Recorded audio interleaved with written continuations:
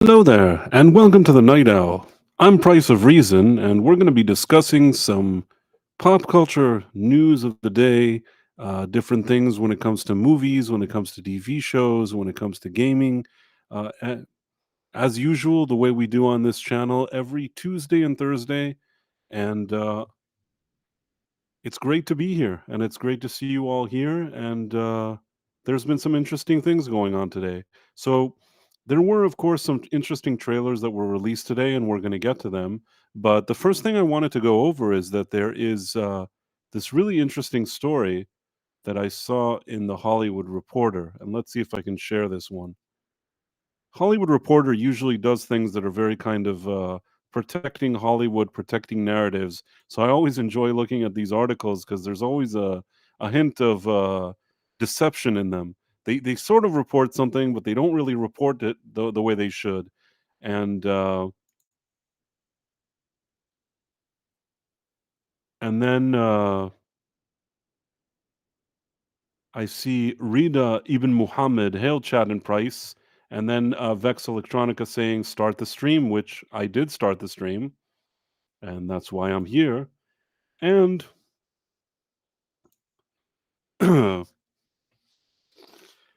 what we're going to go over is this story here where it's like, what happened to $100 million box office openers, which is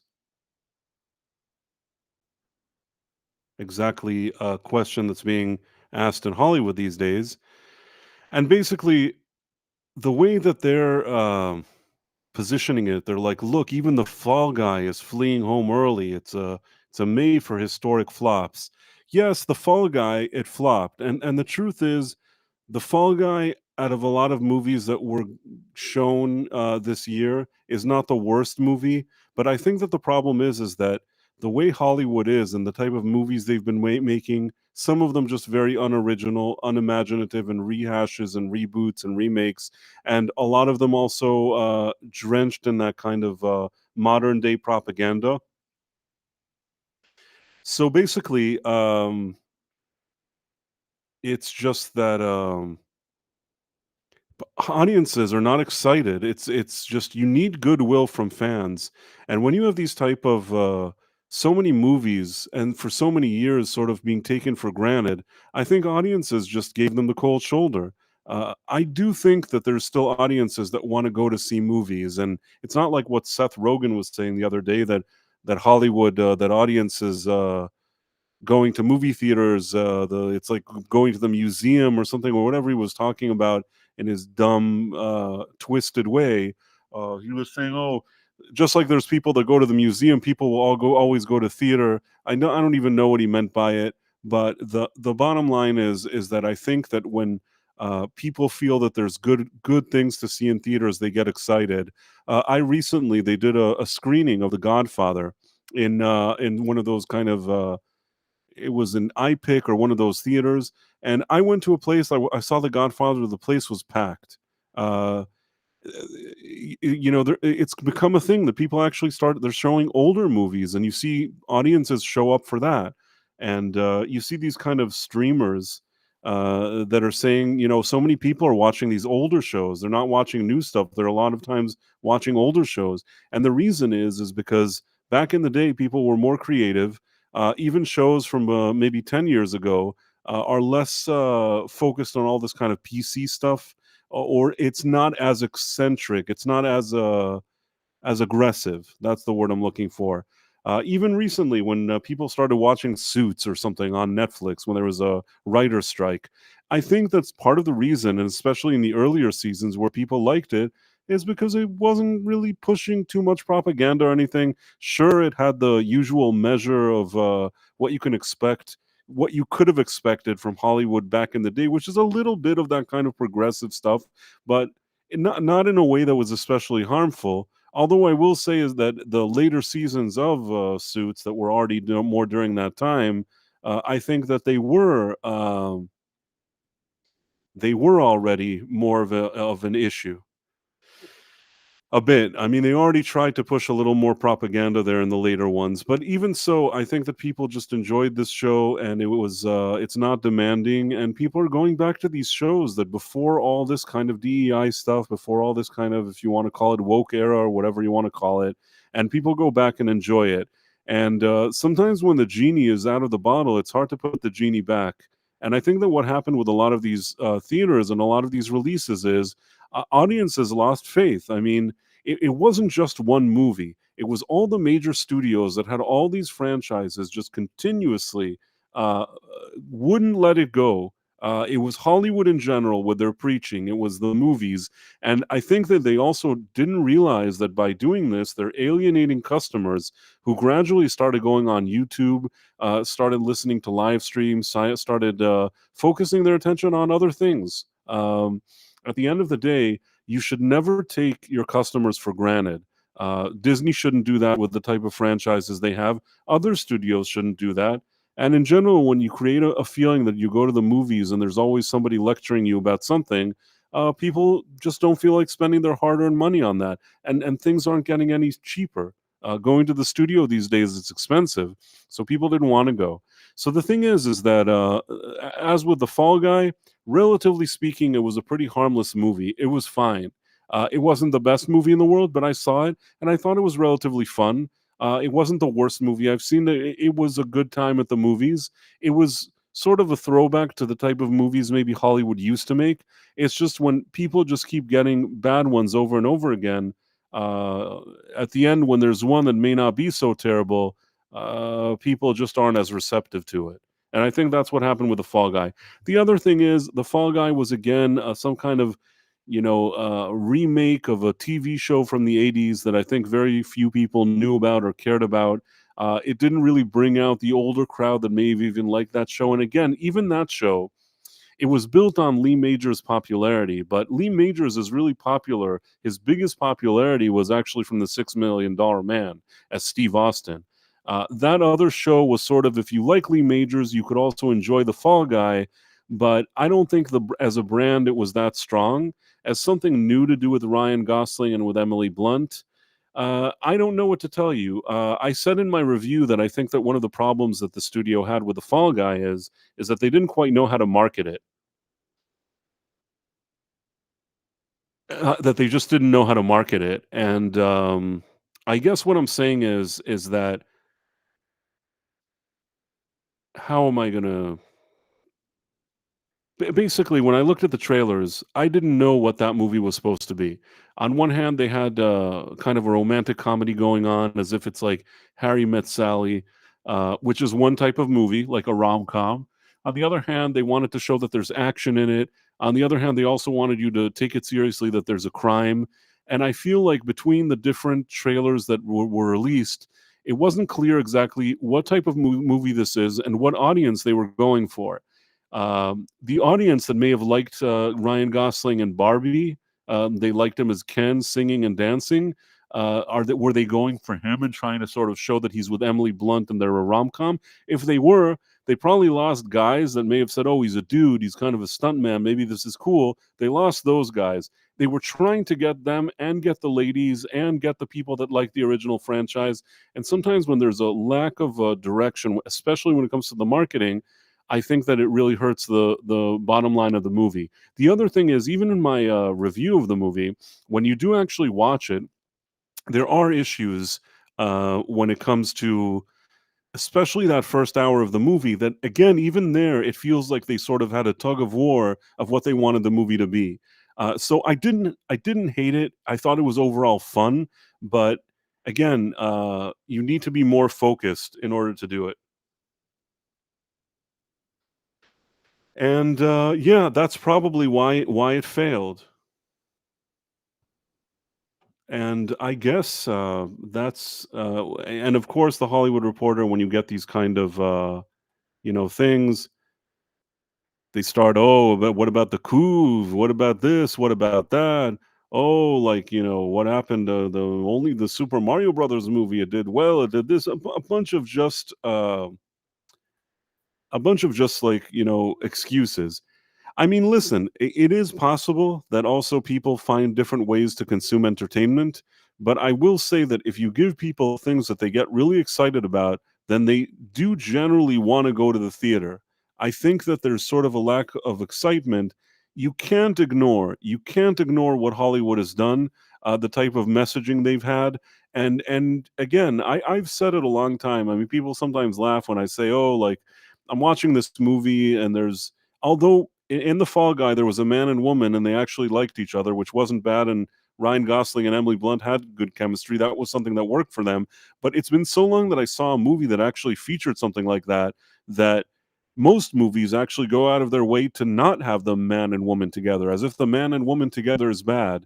And I think that you've seen so many of these movies over and over again. At the end, when somebody's like, "Oh, we're doing a movie, there's action, and there's a woman who likes a man," you kind of already think, "Oh, there's probably a bait and switch here. I'll go see this, and somebody will come and lecture him, and he'll apologize all the time," or something like that. And I know that sounds stupid, but in most cases, that's exactly what happens. So I think that when people see that over and over again, they just don't feel like doing it again, which is an issue.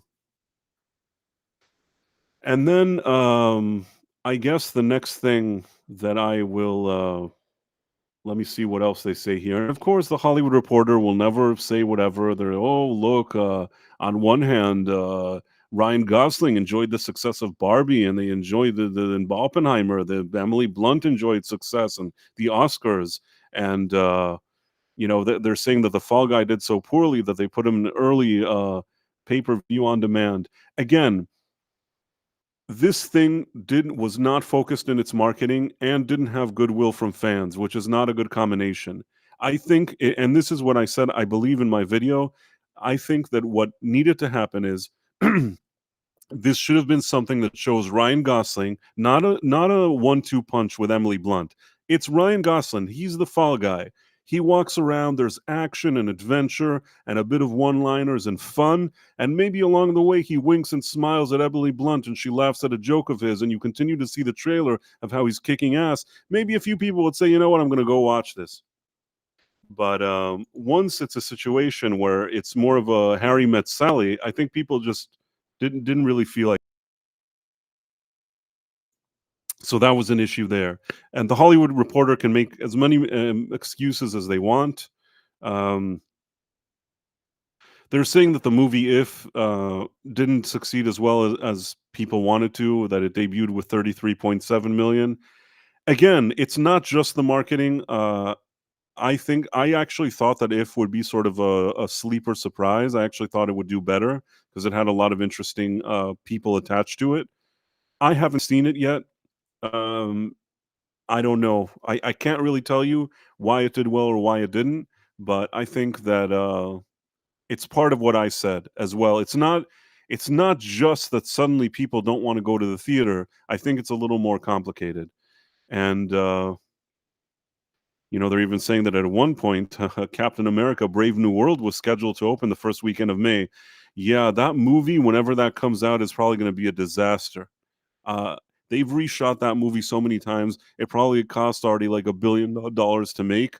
And at this point, I think anytime that there's been a situation like this, the chances of them releasing that Captain America movie and it being good are slim to none. Um, Hollywood is sucking wind right now. The strike wreaked havoc, says Wall Street analyst Eric Handler. All these dumb idiots. I'm sorry, I don't personally know Eric Handler, but the truth is that actually, when the strike was happening, and again, I have a video about this that I did pretty early on. Yeah, as well as other people like myself. I didn't invent the wheel here. I think it was pretty obvious that an industry that was already alienating its customers, to then do this whole thing where they were striking for 9 months or whatever, while still sticking their nose up in the air and behaving like jerks, that certainly didn't help them. It didn't make people kind of get excited about them. And I think once they came back, also during all those months that they weren't here, people were just like, "Oh, they're not here anymore." It didn't achieve the effect that people are craving to see more of these Hollywood types. years ago when there was a strike and everybody was still watching network TV or just in the early stages of streaming, and people were watching these big shows that they were excited about. When there was a strike, everybody was thinking, well, what are we going to do? What are we going to watch? But these days, people just went to YouTube and they started discovering different things that interest them, just a whole different world of entertainment and possibilities. And the strike helped. It wreaked havoc in the sense that all these people that were annoyed to begin with just saw that they had other options, and now and that they don't need to run to see every movie. And it also didn't help with all those streaming wars where they started giving them movies at home and different things like that. It almost feels like every single studio has mishandled every single thing that they do, and including all those organizations that did the striking. It was a big greed fest for everybody involved, and now it's kind of all just coming back to them. This is what it looks like. The only people that I feel bad for are the theaters, because I still generally think that having theaters and going to movies is still a great thing. It's still a great experience, and I would hope that there's a way for this not to die, because I do think it's important. But if it does die, it's not just the people shifted with the media landscape, it's also that the media landscape attacked its own people and chased a lot of people away with an industry of a lot of fat cats that were greedy and condescending and preachy and annoying, and they are a lot to blame for what's happened here. It's not the public that's at fault here. I think that, like I said, it's much more complicated. And yes, we're seeing here situations that certain movies that could have done better or didn't do better. It's also, there's another thing here. Growing up, you know, I saw some great movies in the theater that I'd never seen before, and not only had I never seen before, they never existed before. Growing up, there were all these cool movies that you see them, and it's something new that nobody has ever seen. It's just something completely different. Um, I remember seeing the Terminator 2. The Terminator 2 was just, I mean, the Terminator 1, I like that as well, but I'm saying the Terminator 2 just brought so many cool effects and so many interesting things to the screen. It wasn't like they went and they raided some kind of franchise that's existed for 50 years to bring that to the screen. It was something new. Ghostbusters was something new.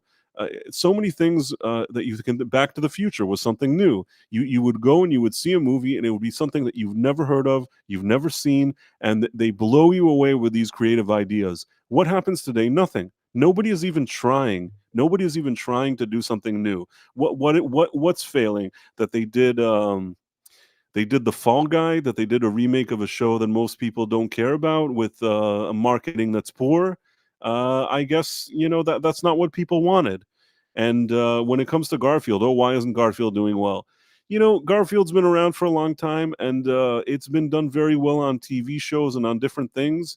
I feel like I didn't see a lot of marketing for it. I think that I guess they're expecting a low ticket sale thing. I don't know if it will be low or not. It's interesting to see. I don't know what'll happen with Furiosa.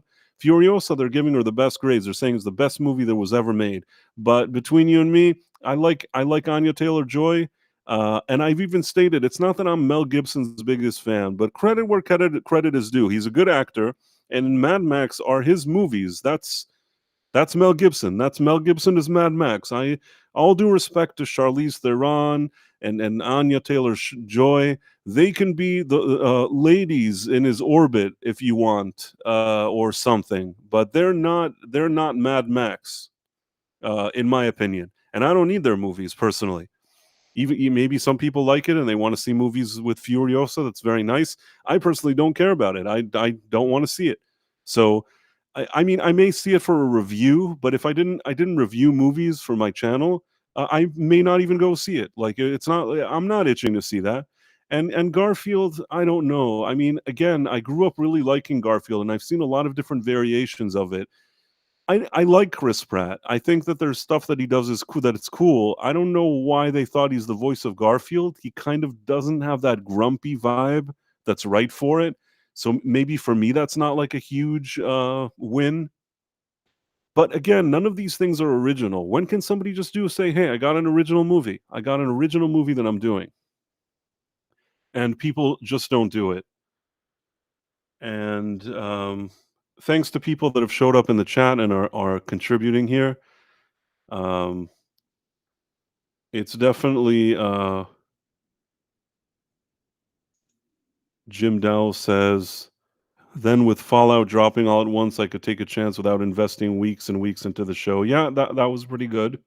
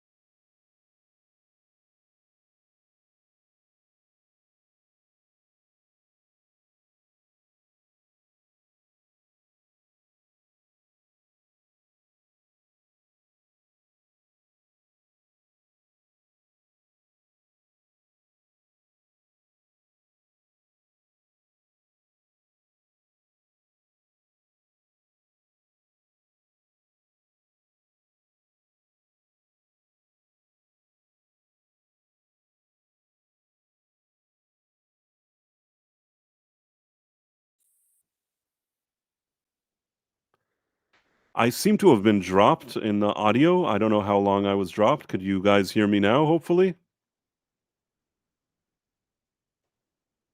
I hope so. In any case, what I was talking about is that there's the movie Sight, which I actually, and now Rida Ibn Muhammad, can you hear me now? I feel like that stupid Verizon commercial or Sprint or whatever it was. I think now people should be able to hear me. Okay, great. So yeah, there was a technical difficulty, but we're back now and better than ever. So basically, I was talking about the movie Slight and about Angel Studios as a studio. What I like about Angel Studios is that they basically do a lot of crowdsource investing. They have investors that crowdsourced investing, I think that's what it's called. In any case, they have a database of people that are enthusiastic about the type of TV shows and movies and things they produce. They send out emails to their database of people and they say, hey, we want to pitch you this idea. We really want to make this movie. We think it's cool. What do you guys think about it? And then people, if they tell them, you know what, we like this, we want to donate or even be investors, actually, that if the thing does well, we make money. But a lot of times what really happens here is that you have the people that are your potential customers saying, this is the type of movie that I want to see, and then they invest money in that movie. They make a movie not for $100 million. A lot of times they make movies for a lot less, and they focus more on storytelling, on ideas, on positive messages, and their movies end up doing pretty okay. I think it's a good business model. It's a lot more kind of smart than the way Hollywood just says, "Oh, we'll spend $300 million on a movie," which is another thing about something like Fall Guy. Fall Guy could have been a movie that made a few dollars, but the problem is that it costs so much to make. I think it cost almost maybe it cost $180 million to make or something like that. $180 million. That means it has to make like over half a billion or something at the box office worldwide to break even. It's not that kind of movie. If you're going to make a niche movie, you better spend a lot less, which is a problem that Hollywood has. That these movies and these franchises have become such monsters when it comes to the money and and everything that they do. So I guess what I'm saying here is I saw the movie Sight, Angel Studios, and I just want to tell you that I actually enjoyed this movie. I like what they did here. It was, admittedly, I like more kind of science fiction and action and adventure and things like that. But once in a while, I also enjoy a movie like this, which I would categorize it as inspirational. Um, this movie, the reason why it's inspirational, it's basically about a true story about a doctor who immigrated to America, and he sort of developed these revolutionary techniques to restore eyesight in people that are blind. And in this movie, there's a situation where he's asked to help a young girl who's blind, and because it's difficult and it's pretty much an impossible task, it starts causing him to remember his own childhood and things that happened to him growing up in China during the Cultural Revolution, how he immigrated to the United States, and how he overcame a lot of adversity to become this kind of doctor that does these great things. And you know what? There was something so not pretentious about this movie, something that just, and that's what Angel Studios aims to do, to have positive messages and be more inspiring. And the movie does it, but in a way that doesn't feel like cheap or crappy or even manipulative. I feel like it legitimately earns that feeling in the movie. I think it accomplishes what it sets out to do. I never feel like anybody's like lecturing me or annoying me or bothering me. And the interesting thing is one could say, well, this is a story about diversity. I mean, this guy came from China. He arrives here in the U.S. Things aren't 100% always. Not everybody is nice to him, but it's not done in a way that's alienating to anybody. Not to mention that there's also people that are nice to him, like his professor is kind of a mentor, very much believes in him. His best friend is a guy who is an American guy played by Greg Kinnear. It's not just trying to make it so that you think, oh, look at all this kind of discrimination or whatever. That's not the goal of the movie, which a lot of times in these kind of Hollywood pictures, they put a whole different spin on it. I think that what really is nice to see here is how he overcame adversity and sort of achieves the American dream, coming to this country over, having very difficult things in his childhood, and sort of seizing the opportunities that he has here and becoming a world-renowned surgeon. Uh, and also, just by showing things that he happened to him in his childhood, you really kind of learn about the guy and connect with his story. I thought it was very well done. It was a non-pretentious, uplifting, positive movie, and I enjoyed it. I thought that it was a good movie. Sometimes it's nice to see movies like that. I think that before maybe 2016, I would sometimes take these type of movies for granted. I would think to myself, you know, yeah, a movie with somebody that's inspiring, of course, but when there was such a shortage of these movies, and so rarely would see them, I think that it became a situation where when I see some studio like Angel Studios doing it, it's really, really nice. I've learned to appreciate this style of movies, uh, and I think that Angel Studios is smart in the sense that it's realized that Hollywood, that thing that they used to do, that little kind of uh, there were so many movies in the past, a lot of movies that you'd see some kind of character. It could be fiction, nonfiction.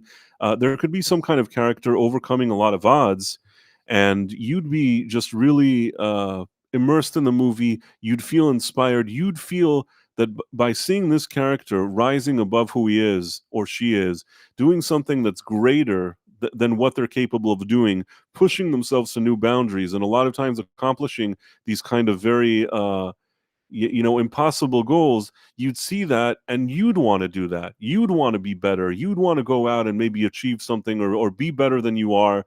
And that's the kind of effect that these type of movies used to have, especially when we're talking about a biopic about a guy that really exists and really did overcome stuff.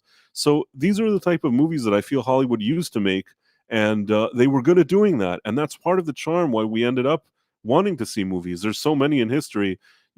Again, this is not a true story, but I'm saying, like, even when you look at Rocky, Rocky is that kind of story. He's his whole life is all kind of all down in the dumpster or whatever, but he gets he accepts a challenge, and he pushes himself to rise above, anything he's ever done in his life to sort of stand with the champion for 15 rounds or whatever it is in the movie. And even though he doesn't win at the end, the fact that he stayed on his 2 feet and was able to find the woman that he loved, it really touched a lot of people, because that's the kind of things that we would expect from movies back in the day. And yes, this is different, this movie site, because it's about a guy that came from China, was a doctor in real life. But I will say it's nice to see this kind of story of somebody succeeding against all odds. And when you see something like that, people keep talking about diversity, the diversity that. This is a really good example for diversity, and one that I think people of all walks of life could appreciate. And of course, when I look at the media and when I see what they say, when I look at those Rotten Tomato scores, I see enough of these kind of snooty critics that are like, oh, we don't like this movie. If this doctor had 7 pronouns in his name, they would say that this is the best movie they've ever seen. The only problem is that because it's a guy who's, it's fine if that he's, I guess, for Hollywood, that he's diverse, but the fact that he says that he likes Christianity or something, already I think he lost points with them there. And then in addition to that, I mean, like I said, some pronouns maybe would have been helpful to him.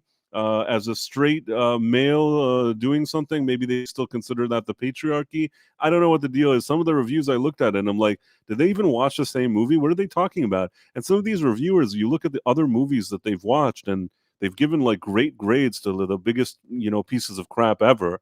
So yeah, I mean, it's a joke.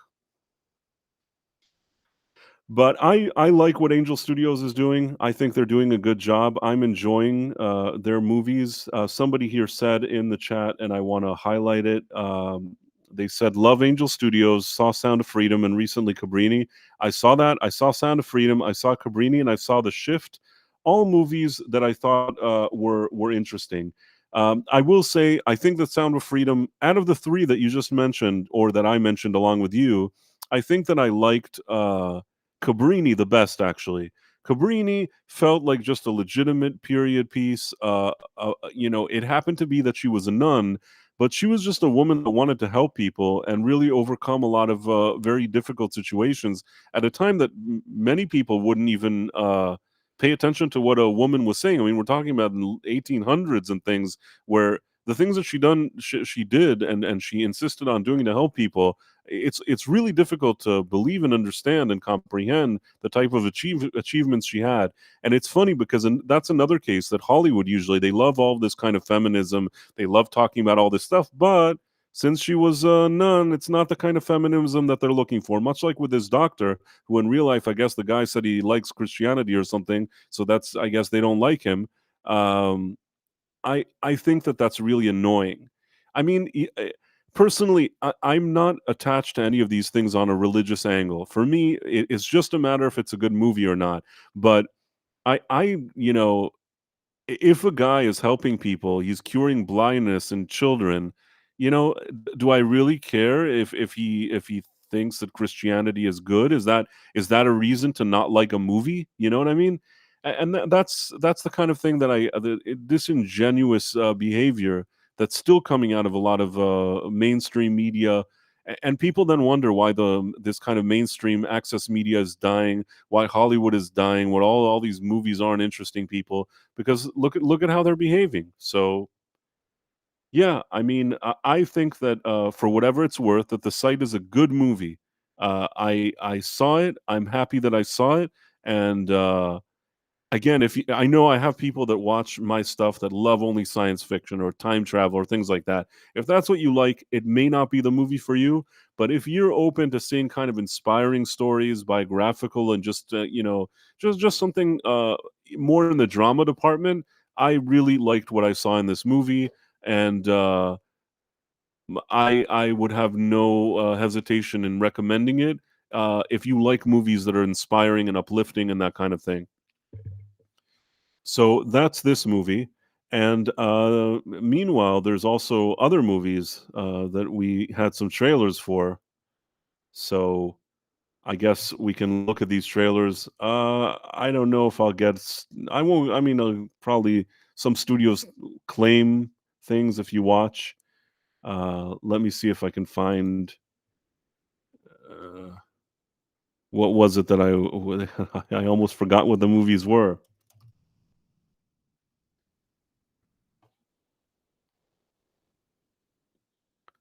So, let's look at this.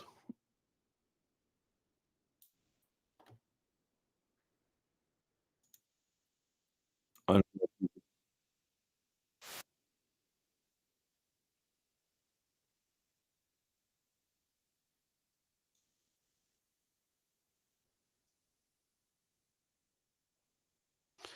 um, this is a bit tricky here, and I'll explain why.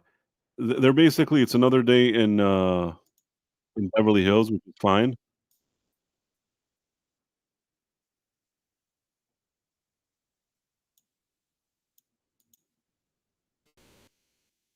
Now here's the thing, is that actually Axel Foley is a detective in Detroit.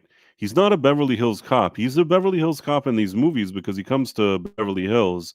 So there's something a bit weird here that they're showing Beverly Hills on one hand at the beginning, but then like you see him on a helicopter where he's usually working.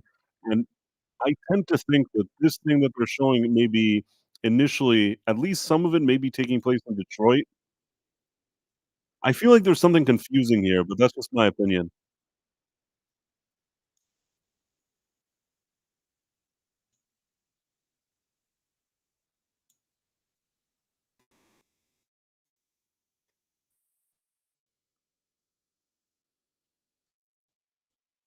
Now this is obviously happening in LA.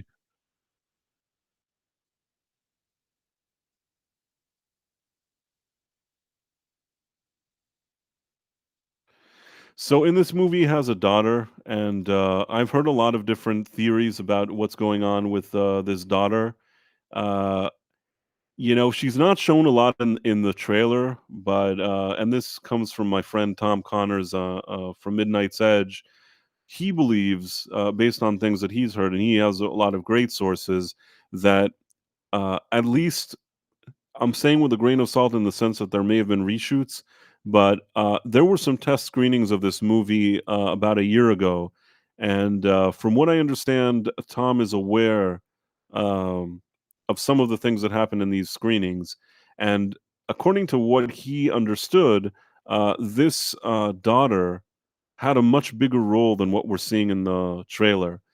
Now, I hope that based on test screenings, maybe they decided that they wanna remove that and not do that as much, but if it's a situation like that where you think you're watching Beverly Hills Cop and it ends up being a movie about his daughter, I think that's overall gonna be kind of a bummer.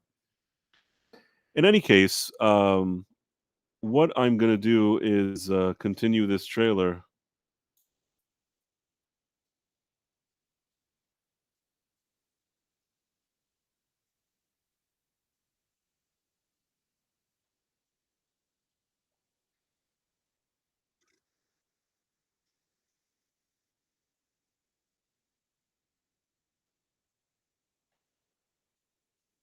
I mean, I don't dislike Joseph Gordon-Levitt. I don't dislike him. I think he probably is fine in this movie. Kevin Bacon seems like a slippery character, although I don't know exactly what he's meant to do here. What I will say is that I said this earlier on a stream that I once met Joseph Gordon-Levitt and I annoyed him. Uh, that's just an anecdote if anybody was interested. And I didn't mean to annoy him, but I did it anyways. But in my defense, I was just being myself, and he was annoyed after I was being myself. But what can I do? I guess I'm an acquired taste. In any case, this is Taggart from the original movie. Okay, now that was Paul Reiser. Paul Reiser worked with Axel Foley in Detroit. So the question is, are we jumping from LA to Detroit? There's some questions here that I'm not sure about.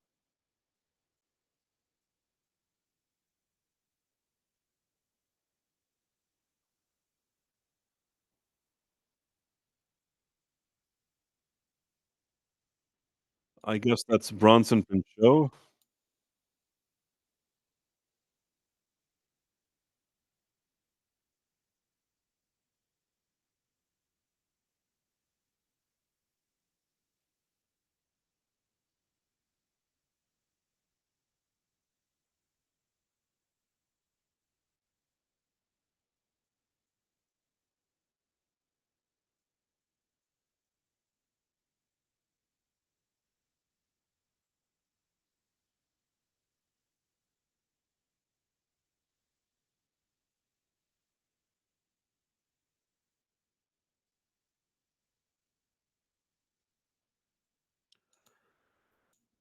I mean, that was a trailer, and I think that, it looks fine. It looks fine, I guess. It's not a terrible, trailer. I looked at it and I thought it would be worse, and I thought it looked okay.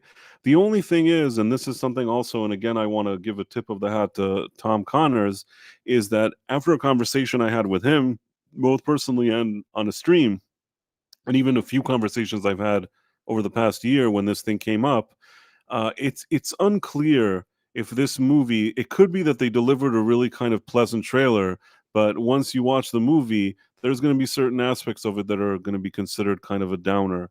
I hope that's not the case. I hope that they found a way to take this time that they had because the first cut was already ready maybe a year ago. I'm really hoping they found time to do some reshoots if they needed to tweak specific things that maybe could have been improved. Uh, I hope this movie is decent because I really want it to be. I grew up, I really liked the first Beverly Hills Cop movie. The second one I liked not as much as the first, but it's still a good movie. The third one I honestly didn't love. I thought it was an unnecessary movie that never really finds its footing. It kind of feels like it's almost a different franchise, like Eddie Murphy was trying to be more family friendly or something, and it really didn't work for the character or for the movie. And I think that based on what we saw, he just shouldn't have made that one. Now, what he's doing here, I'm not 100% sure. I'm sure, I suspect it's going to be okay, but I don't know. I don't know what to tell you. I will say that the first Beverly Hills Cop is still, to this day, I consider that a really, really good movie. That's certainly the best one out of the ones that they made to date, and it wouldn't surprise me if I'll say that even after seeing this fourth one. As for some comments here, I want to say Price of Reason, that sounds like it's his problem if he found you annoying. That's Joseph Gordon-Levitt. I've told this story earlier today, so I'll just say it because I don't care. I'll just say what happened. I was at somewhere where he was at, and I went up to him, and he was standing next to me. It wasn't like a convention situation. It was a situation that I happened to be in a place where he happened to be. So I just at the time he released a movie called Don Juan, John Juan, I don't know. I can't even remember the name. It was something about him being kind of a womanizer, a player. It had Tony Danza in it as his father. It had Scarlett Johansson, and I believe that he directed the movie. I'm not sure if he wrote or directed it. I don't feel like googling, but it was his movie. It was kind of his production.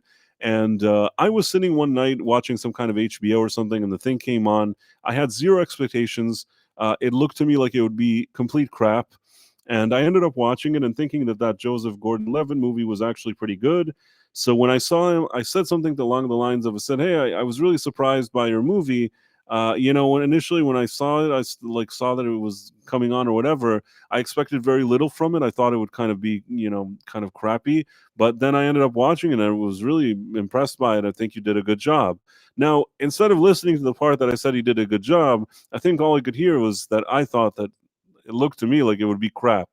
And I was just being honest. I mean, that's what it did look like it would be. I mean, how would I know that it ended up being, unless I watched it, how would I know that it ended up being good? So that was that. And he kind of seemed unhappy. But yeah, you can't win them all, I guess. Uh, and then somebody said,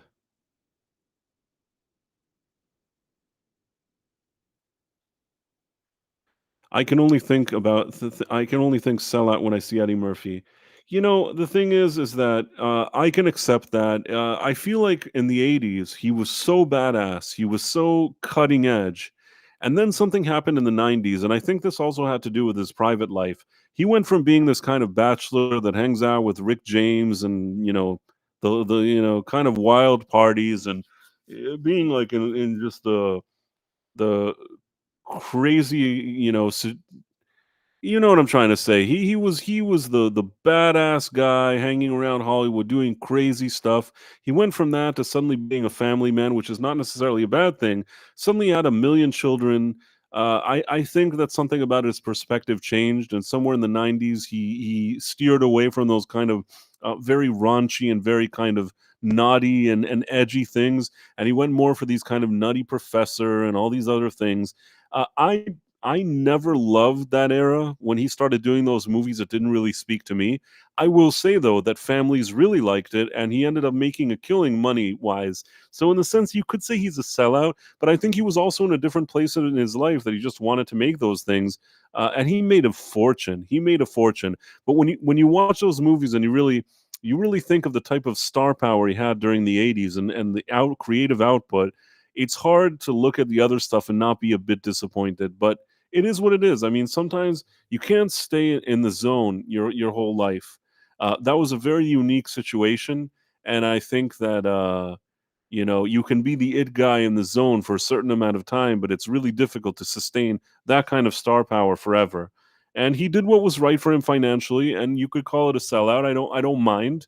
But the problem is that when now he goes back to things like Coming to America or even Beverly Hills Cop, it just feels to me, can he really go back to that mindset? Could he be that Eddie Murphy again?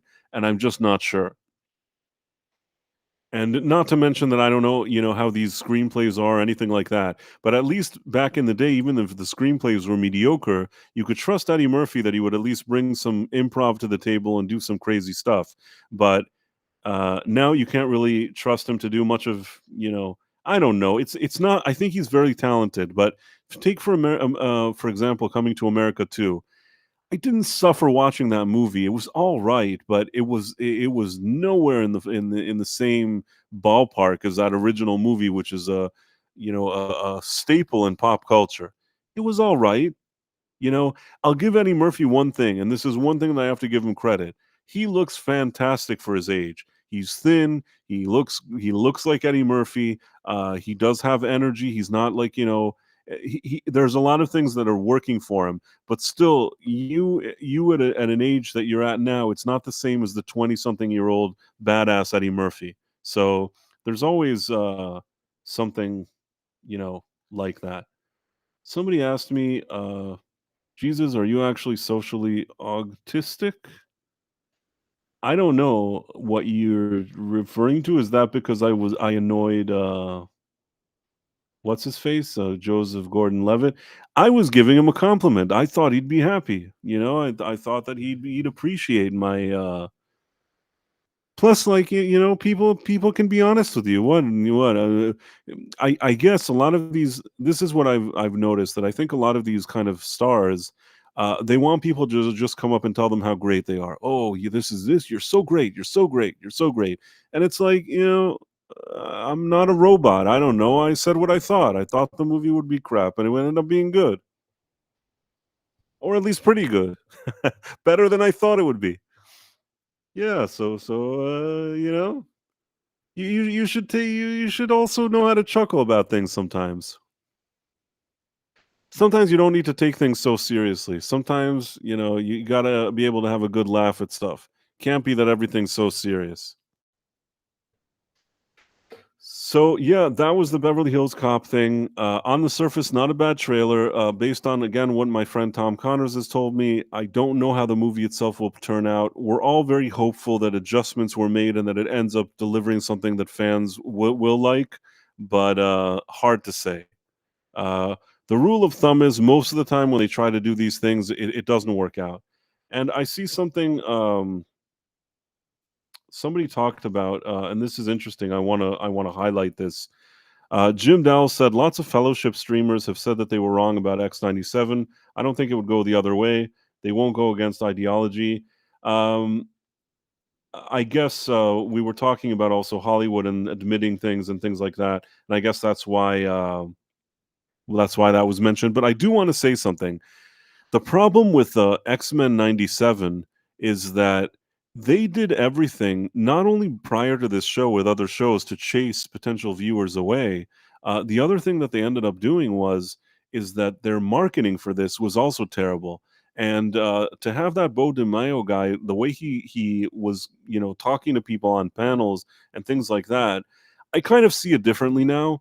But he was basically saying in interviews that Kevin Feige, invited him to his office and said, "Hey, I want to hire you because you're black and gay, and I want you to insert that into the show," or something like that, those experiences.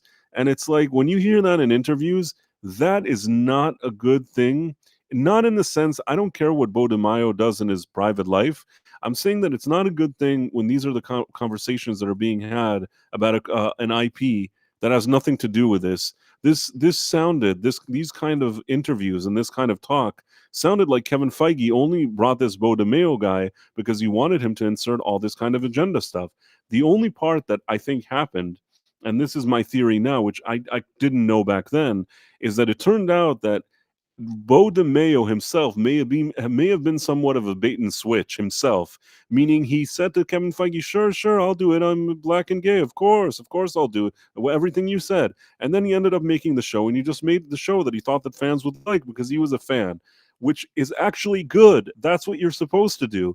But nobody was expecting him to do that based on the interviews. I certainly wasn't, and Kevin Feige, I think, probably wasn't. And at the end, when it turned out that he was just doing whatever he thought was cool, that's when, in my opinion, Kevin Feige was looking for a way to get rid of him, because it's not the orders. He didn't take his marching orders and deliver them. Now, some will say that the reason they fired him is because they found out that he had a few naughty pictures online. In my opinion, I think that they probably knew about whatever naughty pictures or not naughty pictures. I think that the situation there with that Bo DeMaio guy is that they used those pictures at that moment to get rid of him because they felt that he wasn't a yes man doing what they wanted.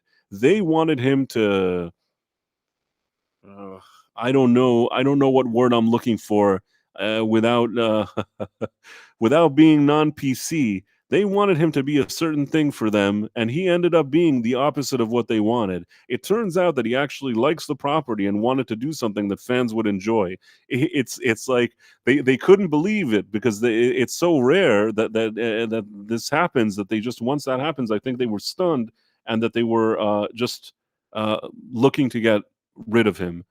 And I guess in the second season, which is already in development, or they was already shot, or not, at least the voice work, whatever was done, I don't know that they're necessarily going to change the creative direction for that.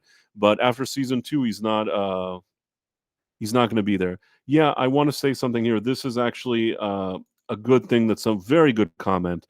Willem03 said they wanted him to be in a shooty, and that is a good point. Kevin Feige hired Bo DeMaio because he thought he would be an shooty got what type, a guy that goes out, talks about his personal politics and his personal life and his personal preferences, and then also inserts that into the show, makes the show about that, talk about representation all day and whatever. And what really ended up happening is that I feel like Bo DeMaio said, "Sure, Kevin, yes, of course, that's what I'll do," and then ended up doing the exact opposite. That is what I feel happened.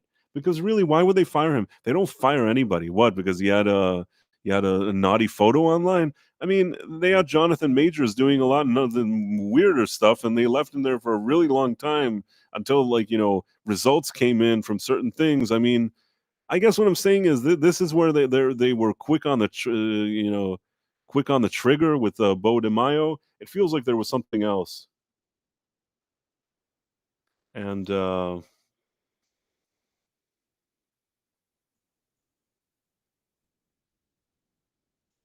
let me see for a second. Jim DeWall, you were talking about the way that mainstream media react to Angel Studios. They won't even give movies from that studio a chance. Yeah, I mean, I don't like it. I don't like it either. It's like there's something that feels disingenuous about it. Let me see what the Rotten Tomatoes for that Sight movie is. Now, you may say, like, "Oh, yeah, I watch it. I do like it. I don't like it." Personally, I like it, but I'm saying that honestly. It's not because Nobody is forcing me to say that I like it. I really like what this company is doing. I like the way they run their business. I like the way they treat their customers, and I like that their whole goal is they want to do inspiring movies with a positive message. There's nothing wrong with that. The world could use some of that, and it has nothing to do with what religion you are, what you none of that matters. I think that positive stories, good stories, these stories that they've shown in these movies, they're not alienating, in my opinion. I think they're very inclusive and they speak to a lot of people. Um, Let me see what this thing, if I can find site. So it's 67 from critics and 100% from audience. I don't know how many people have seen it. It came out today in very few theaters. Tomorrow I think it's more official, but some people are surprising. There are some mainstream medias that say that it's good, but let's see Variety. For all its predictability, Site has a few surprises up its sleeve, especially when Wang discovered there's more than one way to measure success or failure. Yeah, if there's so many surprises, Joe Layden, why did you give it a rotten score? And you're a top critic. Just out of curiosity, let me see what Joe Layden thinks about other movies. Let's see. Uh, let's see. I'm trying to find a movie that I even know what it is. He gave Action Jackson 19% in 1988. This guy ain't no friend of mine. I'm trying to see something from more recent years, what he would give. I don't even know if some of these movies what he's even watching. Yeah, R.I.P.D. wasn't a good movie. I'll give him that. Um, Let me see. I'm trying to find anything here. I don't know. I'm gonna use another one as a reference because some of these movies are either old or not ones that they were all like from different years. Let's look at someone here. There's something worthwhile about Wong's story. It just deserve a better movie than this one to represent it. Okay, let's see what did you think was a good story. Let's see what you liked. Um, Again, Furiosa for you, Furiosa Mad Max Saga. I give it 89. I haven't seen that, so I don't want to talk about it, but I almost I feel like if I continue here, Babes, okay? I saw Babes. You wouldn't believe it, but I saw the movie Babes. Hopefully you guys are still with me and I didn't chase everybody away with this. I saw the movie Babes and oh wait, I didn't share this, so let me share this screen instead. There's a movie called Babes. The reason I saw it, it's not a movie that I ever would have seen if left to my own devices. But one day, I think about a week ago, I got an email saying that I was invited to a secret screening, and I wasn't told what movie it would be. So I went to this thing. I don't know if it came either from AMC or something like that as like a perk or something because I go to movies. I just said, okay, well, I'll go to this secret screening, whatever it is.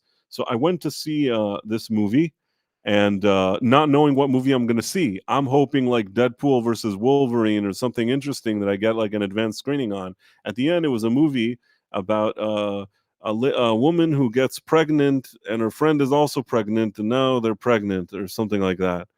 I watched this movie. It was a movie that I was not the target audience for. I would not have gone to see it, but I was already sitting there and I'm just like, I like movies. So sometimes I'll watch stuff that it's not really my cup of tea. I watched it. I will say this. It doesn't speak to me personally, this movie. It wasn't the worst movie I'd ever seen. I did realize that there were some women in the audience that were, chuckling here and there. I didn't really chuckle. It really, I thought as a small kind of indie movie, it wasn't the worst thing I'd ever seen. At the same time, I would not give this movie like an 89 or 100 or anything like that. Okay. Uh, it's a movie that I would assume that women who are pregnant or plan on getting pregnant maybe find some interesting thing in it. What I noticed is that during this movie there were two things that kind of annoyed me. One thing is that they a number of occasions said I'm a person who's pregnant, which I think that instead of saying I'm a woman who's pregnant, they put an emphasis on that because a person who's pregnant is a kind of agenda peddling type of thing. It was only said a few times. It wasn't the end of the world. It was done kind of subtly, but I did notice it there. And the other thing is that she had a father that she described as a deadbeat, which again, the trope of the deadbeat father. The funny thing is, when you actually see him, he seemed kind of nice. So it was kind of a weird trope that they're trying to present him as bad, but he didn't seem bad at all. But in any case, even though those tropes were there, I didn't think it was the worst movie ever in terms of it knows what its target audience is. It's not expensive to make, and it appeals to women, I suppose. It was all right. This was not an 89 movie. And the fact that this same reviewer gave Babes, let's see what he gave him. Babes a 93. 93 he gave Babes, and what did he give Sight? 67. That to me is crap. That to me that is crap. Exactly the type of things.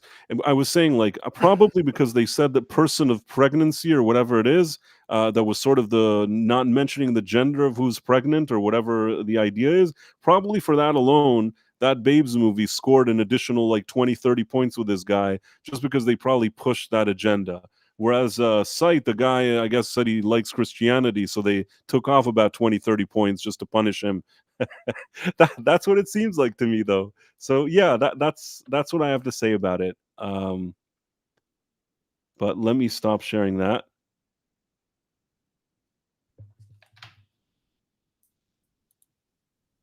And I guess we have Dreadroberts here, which I just noticed he's here. Hello, Bryce. Hey, how's it going? How long have you been here? I just got here like a second ago. But well, I saw you talking about Sight and everything. So yeah, I saw the movie, and then I was also just mentioning how there's critics that are kind of giving it lukewarm scores, while meanwhile giving this movie Babes, which I saw against my will. I saw that movie, and they're giving it like 93. And I was just explaining that movie peddles the kind of agendas they like, whereas this Sight thing, the main character is a guy who is a male. Straight guy, and he's Asian, but I mean he's straight and male, and he likes Christianity or something. So they like, these are the type of things that they take points off for. So you see these kind of critics just looking for reasons to not say it's a good movie. And when I actually watched it, and I thought it was very kind of uplifting and inspiring, and I thought it was a good movie. It wasn't a movie that cost $80 gazillion to make. It seemed like a small movie, but it was very well made. And I thought that there was something inspiring and positive about it. But Hollywood doesn't seem to feel that way. No. And Hollywood doesn't like happiness. No, they don't like that kind of stuff. So then we watched the Beverly Hills Cop. We watched that trailer, which was, it looked fine. But as I was telling people, I know people like Tom Connors who has some inside information, and at least at some point there may have been some concerns about this movie. The trailer certainly presents things in a very positive way, but I don't know how the movie itself is going to turn out. But so this is a new remake of Beverly Hills Cop? No, it's a fourth sequel. It's okay. Wow. When's the last time they had one of those? Like 1994 or something. Ooh. Ayav Nodik said, Price, did you hear Tom Cruise is going to star in the next movie by the guy who made The Revenant and Birdman? Is that Alejandro, whatever his name is? I don't remember his name. In any case, it's Inyarut. What'd you say? I think his last name is Inyarut, if I remember right. It's possible. I think he's kind of, my personal opinion, I think he's kind of overrated. I know people go all, goo goo and gaga over his crap, but I just think his movies are whatever. I saw Birdman and whatever. But, sometimes there's an id guy. People want to give him awards and say how great he is. And I guess he had that minute where people were saying that about him. I will say that I was really impressed by his long takes. I think that's the thing I most remember. Yeah, I was okay.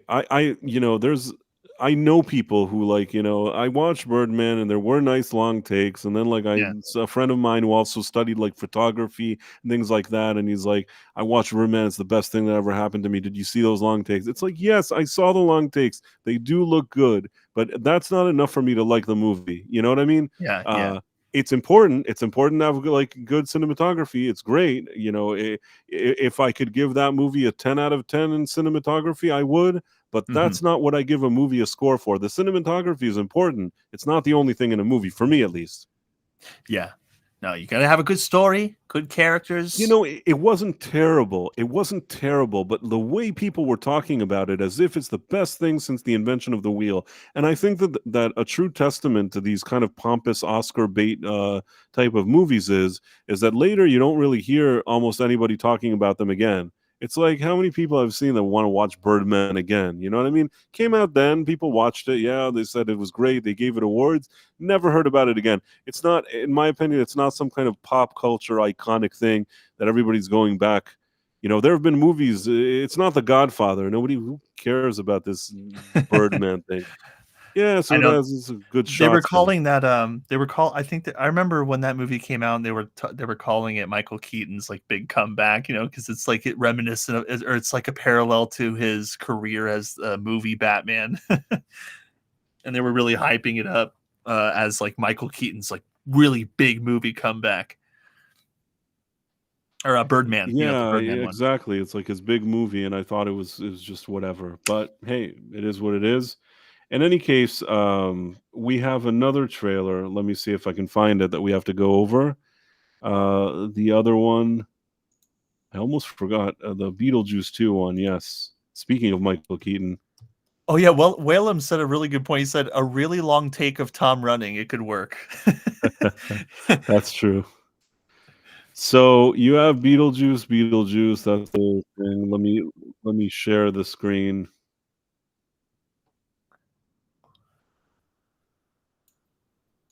Kivo Nork, hello. Okay. Okay, this is the newest one, right? The one that came out today is Beetlejuice. You know, it's not it kind of seems lackluster, this trailer. It's not a trailer that really sells me on the movie. I don't know. It could be also there'll be an opposite effect. The Beverly Hills Cop one looked like a decent trailer, but maybe the movie will be disappointing. I'm hoping that this trailer doesn't look that great, but maybe the movie itself will be better than this trailer looks. Is it just me, or did Beetlejuice's makeup look a little off? I mean, the thing is that, and this was brought up in other things that I was doing today. Basically, Michael Keaton, at the time when they made Beetlejuice, the first one, was kind of a period of time where he was a bit overweight. And here he's not overweight; he's aged, but he's skinny now.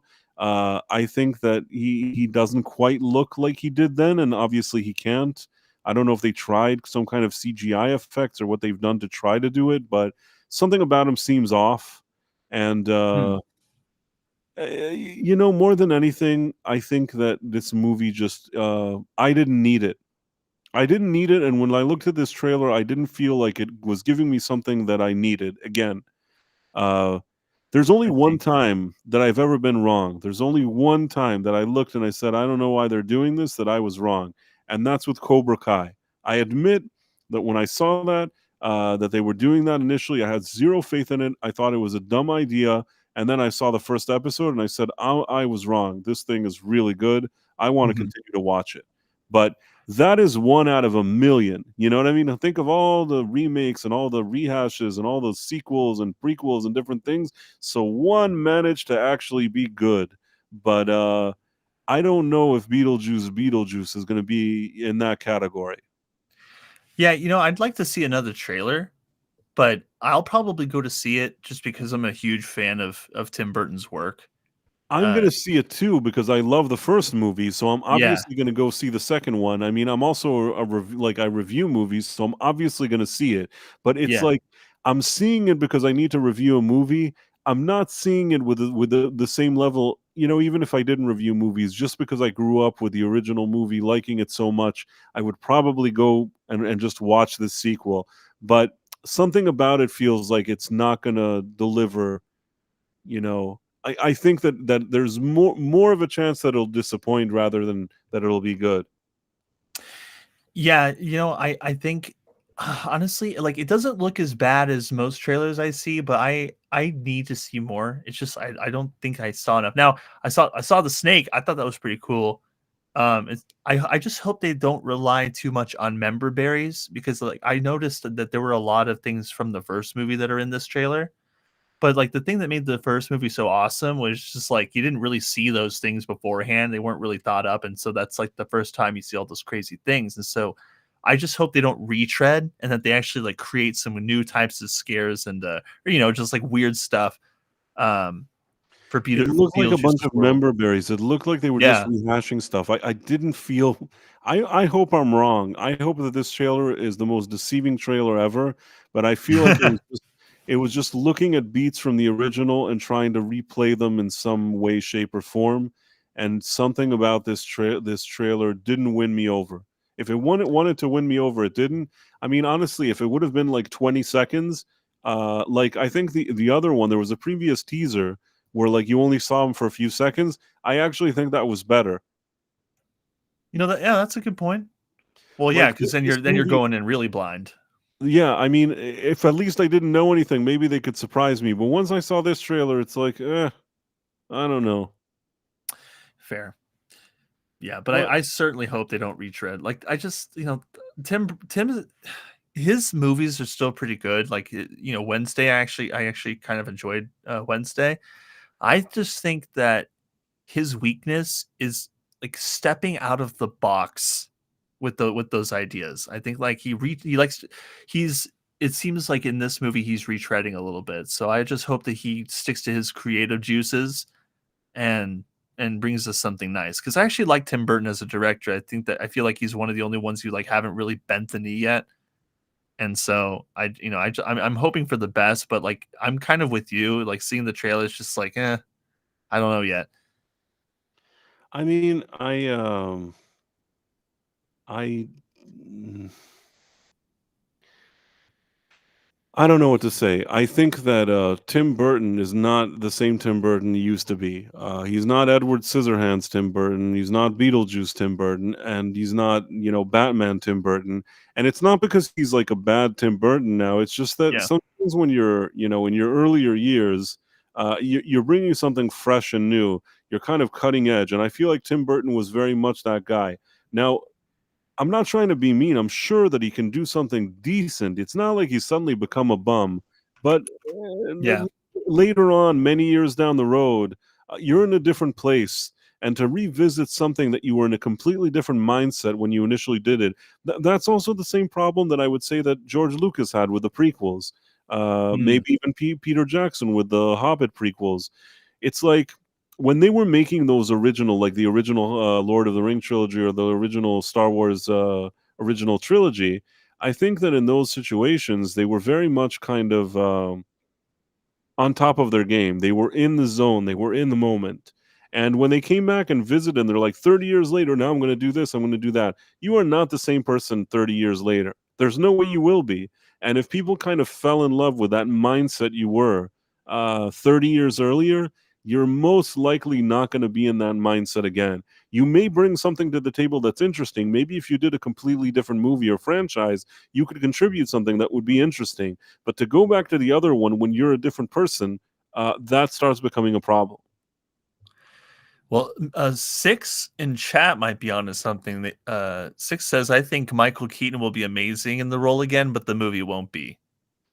That could be Yeah, it. I tend to agree with Six. First of all, it's very nice to see Six here. How's it going, Six? Honored that you would visit our stream. So Yes. nice Hello. to see you here. Yeah, I tend to agree with her. I tend to agree with her assessment. That actually feels right. I felt Uh, the same way with the Flash movie. Like Michael Keaton was really good in that movie.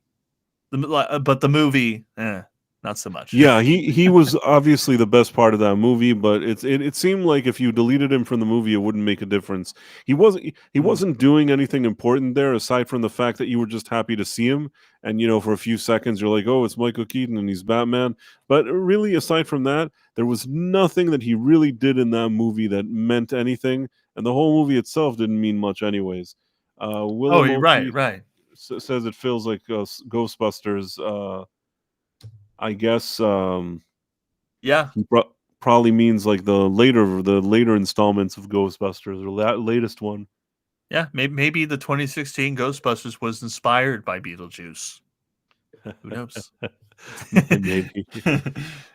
But in any case, yeah, so we got Keaton is always good. Six says, "I visit you at home all the time, but you close the curtains." No, for you, my curtains are wide open, Six. Yeah, Funny. the same thing with Ridley and Alien. Yeah, I mean, I think that sometimes you just gotta. I agree. Ridley and Alien is another problem, and the same with Cameron and the Terminator. You're not going to be that guy. You're not going to be that guy. Think about every one of you now that's listening to this, and even us here. You know, you and I, Dread. Uh, 20 years ago, were we the same person as we are now? There's no Nope. chance we were. There's no chance that we were the same person 20 years as we are now. Uh, not even 15 years.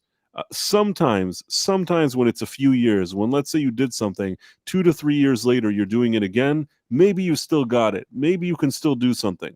Maybe if there's this kind of continuous thing, a few years a movie, a few years a movie, a few years a movie, you're still in that zone. But stopping something and saying, "Oh, for 30 years I won't do it, but now I'll do it," very rare. 99% of the time, that ends up being a failure. Yeah. What do you think of Winona Ryder being back in this? I like Winona Ryder. I just think that, she had a certain that's another case. She had a certain vibe to her as a girl that age. I don't know that all these years later she would look like this. It's like her trying to look like her 16-year-old self in order for it to make sense with this movie, but does it fully make sense? You know what I mean? I just don't know. Yeah. Could be why they pulled in her daughter. Maybe that's what's going to happen. Maybe he's going to try and marry her daughter next. Listen, the daughter they brought in, Jenna Ortega, because Jenna Ortega sells tickets to little kids, little like or a younger audience, younger people like Jenna Ortega. To be fair, I saw her in that Wednesday show, which was just all right. I didn't hate it, but it was okay, I guess. The main thing that I thought was good about that Wednesday show was her performance. I thought that she really kind of, helped sell that show, and I thought that her performance was good in it. I was actually impressed by her acting in that show, and I think that based on what I saw on Wednesday, I think that she would probably be good for a movie like this. Yeah. How exactly is she Winona Ryder's daughter? We're not sure how that will be explained, but yeah. Oh, is it? Oh, I forget. Is it not her daughter? No, I mean the thing is that she's like Jenna Ortega is a Latina girl, whereas Winona Oh yeah. Ryder and the mother of Winona Ryder in this movie are not. So I guess that would mean that the father was, but even so, I still not sure. But what do I know? Hmm. Oh, They'll explain it somehow, I suppose. yeah. Or they won't. I mean, what do I know? Maybe they won't say anything, which is also fine, I guess. But Yeah. I We'll don't just say dislike nothing. Jenna Ortega. In the sense of acting, I don't know anything about her personally. She could be annoying, but I mean, when it comes to her acting, like I said, I watched Wednesday and I thought she was actually I was pleasantly surprised by her acting there. Yeah. Yeah, I like her acting too. And it's clear that Tim Burton has found another one of his femme fatales for his film, and that's what I see in Jenna Ortega. He definitely took a liking to her for Wednesday, and so She just delivered. I mean, she yeah, delivered on that one. I think that his show wouldn't have succeeded as much without her because yeah, it's not like flawless that show, but I think that one of the things that helps sell it is actually her. Um, yeah. it's the Her truth. her deadpan personality was just amazing. I Right. thought it was hilarious. Right. I think that, I basically like, see, sometimes I can also admit that I'm not right. And 99% of the cases I am right, but once in a while maybe I'm not. When I saw this I didn't know anything about Jenna Ortega, and it was Wednesday and I saw the things prior or whatever. I said, it's probably gonna be annoying, I had no faith in it. And Mm. I pressed play and I watched it, and maybe after already like an episode or two, I said, you know what? This girl, which I think it was the first time I'd seen her, said this girl is doing a good job. Nice. I didn't think she was Wednesday. I did think, but after seeing her for like an episode or two, I was fully convinced that she was Wednesday, and it totally didn't have an issue.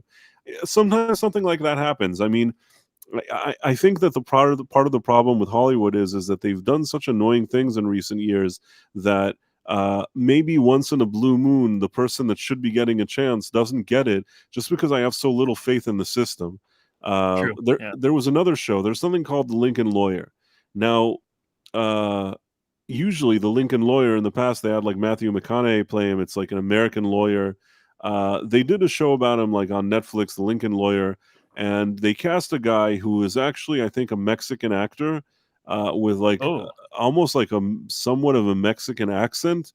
And initially when I saw like that, I'm like, this is like the Lincoln Lawyer. Like he's supposed to be like kind of this kind of very all-American type of guy. I think that this guy may not be a good fit for it. But I watched maybe an episode or two, and you know what? I said to myself, I don't know if this is very true to the source material or to the character, but I gotta say one thing. This guy has a certain, charisma, personality, and charm that I think works for whatever the show is that they're doing. I think that he manages to sell the role, and Interesting. in the show they kind of explain that his father was American and his mother was Mexican or something along those lines to kind of explain it away. I'm okay with it because maybe if you're a purist and you read those books or whatever, you're not maybe you say, oh, I don't think it's supposed to be this way. But I personally think that the guy did a decent job, and then sometimes I'm okay with admitting it. It's not bad that they cast people of different backgrounds, of different whatever. It's just that they do it all the time so much, and when it's not necessary, that on occasion, when maybe there's just a casting choice that could actually work, I immediately already have no faith in it. I guess that's what I'm saying. Yeah.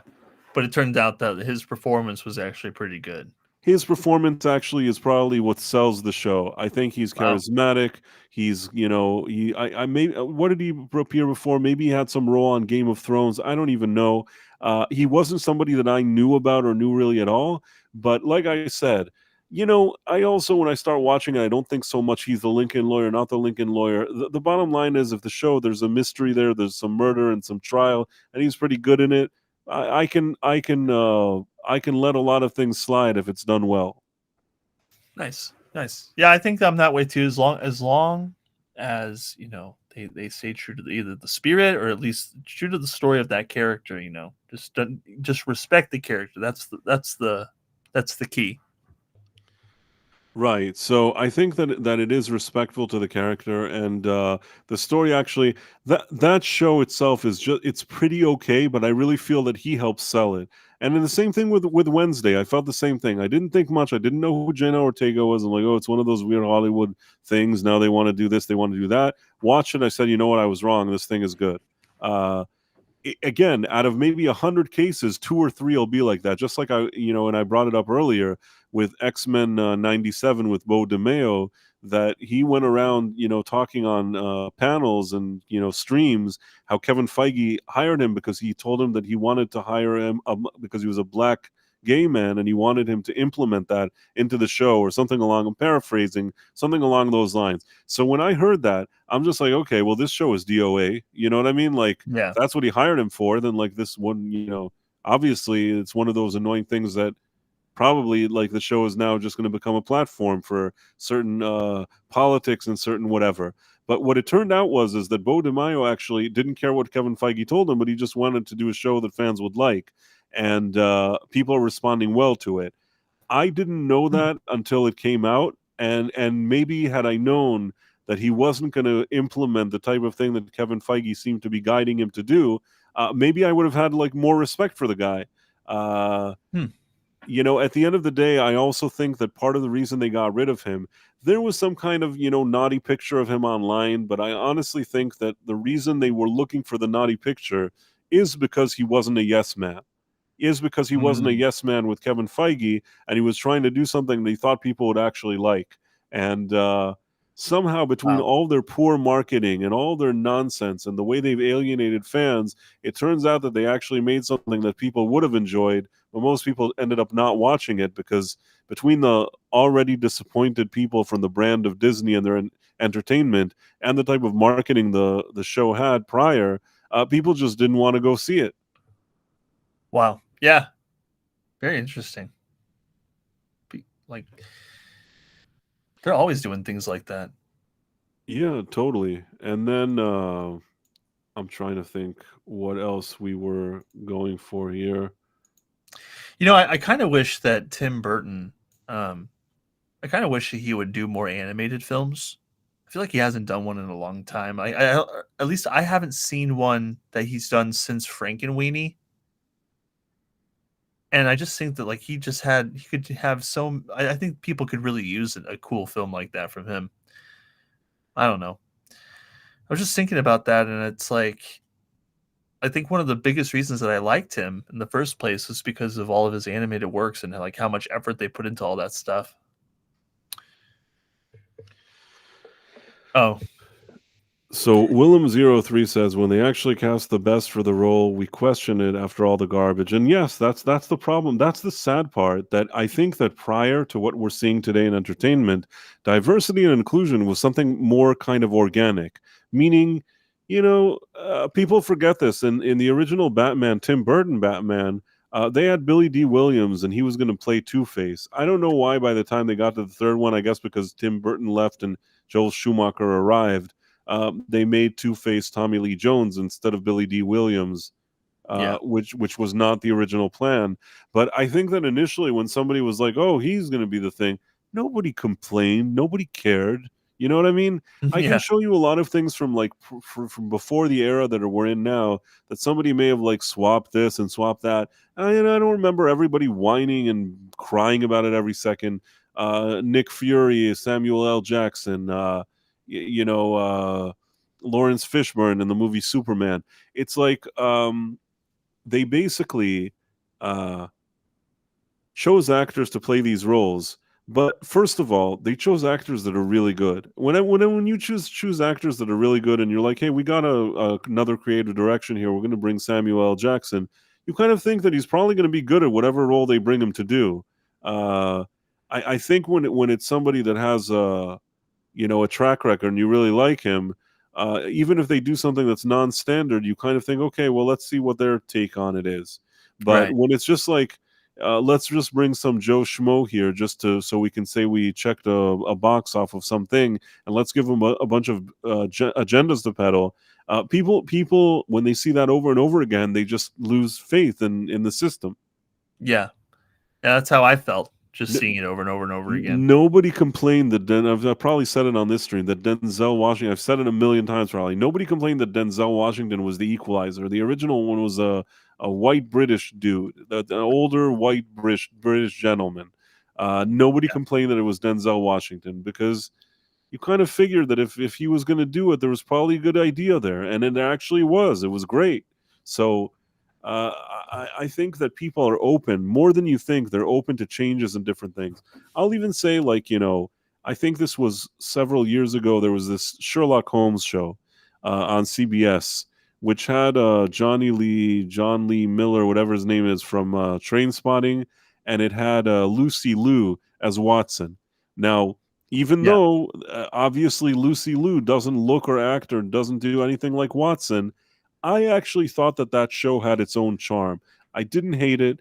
I didn't make a big deal at the time that they made her this, made her that. It was their interpretation. They did something different with it. It didn't bother me, and it was never done in a way that's like meant to insult you. It wasn't done in the kind of ways that they do things today. It was a creative decision. They tried doing it that way. They changed some things in the lore and whatever. They tried to do it. Also, keep in mind is that there have been 70 different versions of Sherlock Holmes, so they have their Right. version. It's like, Yeah, but I've watched that show. It wasn't pushing or peddling a message or agenda though. That's no, the no. difference. And let's be honest, I thought that John Lee Miller, whatever his name is, I thought he was good in the role of Sherlock. I thought Yeah. that Lucy Liu was perfectly fine in her role in that show. I don't dislike Lucy Liu. I've seen her in some good movies. I've always been fond of her. You choose actors that are likable and good in their roles. It goes a long way. Yeah. So Yeah, yeah, I absolutely. guess what I'm saying is that I think that people were so much more open to different ideas like this before, and now they're like closed minded because now when you see it, you feel like somebody's already there doing something sinister. It's not Yeah. being done because they just want to do this diversity thing. It's being done because there's something else going on. Unfortunately, and I don't say this as somebody that that's what I want. I'm saying this as somebody that has seen movie after movie and time after time that this is what happens. So at this point, how much faith can I have? How much faith can I have in these things? Wow. Yeah. Yeah, man. You nailed it right on Somebody, the head. Six says that show sucks. I don't know if she's referring to the Sherlock Holmes one. The elementary one I wasn't liked it, wasn't the but best. I guess people like different things. I didn't think it sucked. I thought it was pleasant. For a weekly show, it was pretty good. Yeah. The one thing that I'll give Six, like many kind of TV shows, I think maybe the first few seasons were better. It's kind of dragged there in the last. There was a situation that I think the show was supposed to end, and after the end of the show, they suddenly wanted another season. So they had to sort of conjure up an additional season that explains why they ended the show. That's never a good situation to be in. Yeah. Like when you do a season, like a series finale, and then you're continuing the show, that is quite a twist. I know. Hey, American Idol's definitely guilty of that. How many times have they had a finale and then a comeback season? It's just a funny thought. Yeah, I don't know how that show continues to exist, but I don't know how Survivor and all these other ones continue to exist. It's like I'm not hating on them or anything, but it's like, do we really need those shows? I don't need them, but I guess they're good for somebody. Yeah. Somebody out there. There's always somebody that'll like something, I guess. But for me, I just don't. It's not even like it's 5 seasons; it's 7 seasons. American Idol is like for a million seasons. Even that survived, they're like, we're on season 78. It's like, dude, stop already. How many islands can you be on and argue on? You know what I mean? Like, how many times going to see people on an island, argue with each other? Who cares? Yeah. Let them all stay or go. I couldn't care less if they stay on the island. They don't stay on the island. What do I care?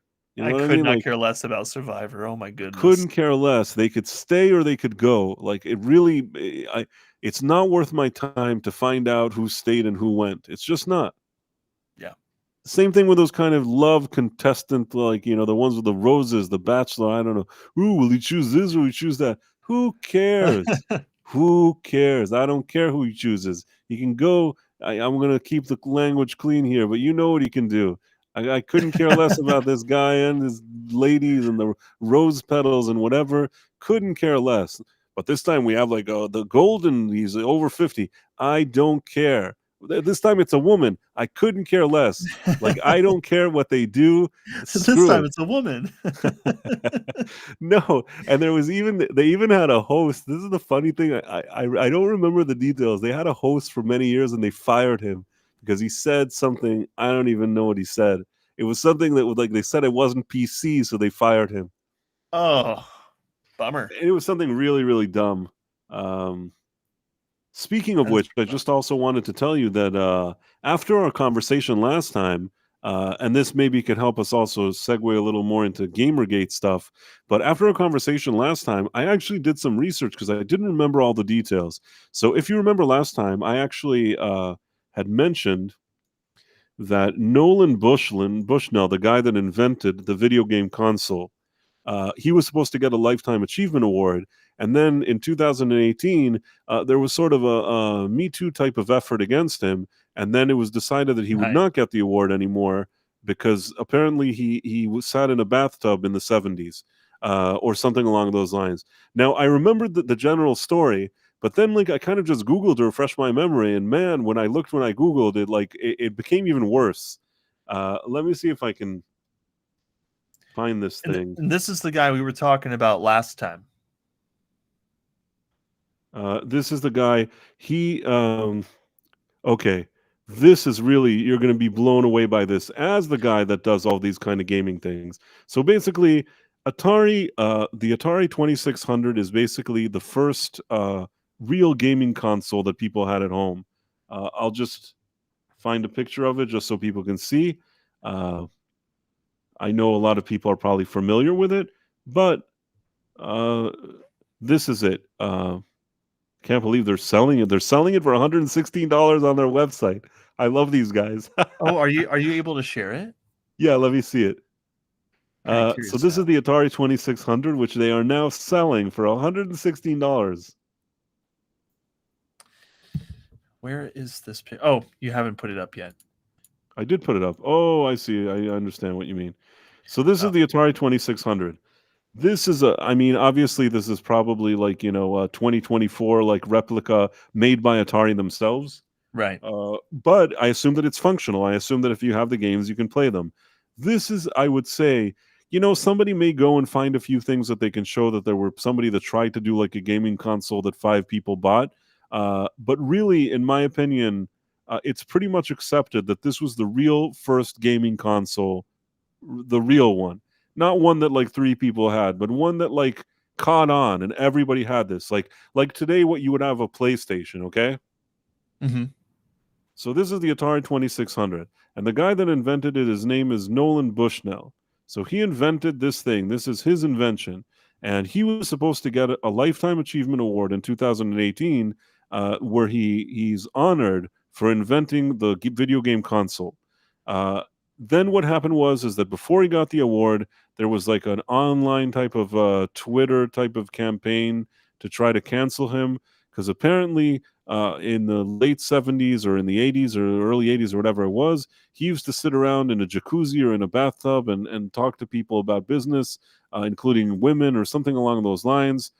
This became suddenly an issue 40 years later for some reason, and they decided that they're not going to give him the award. Are you with Right. me?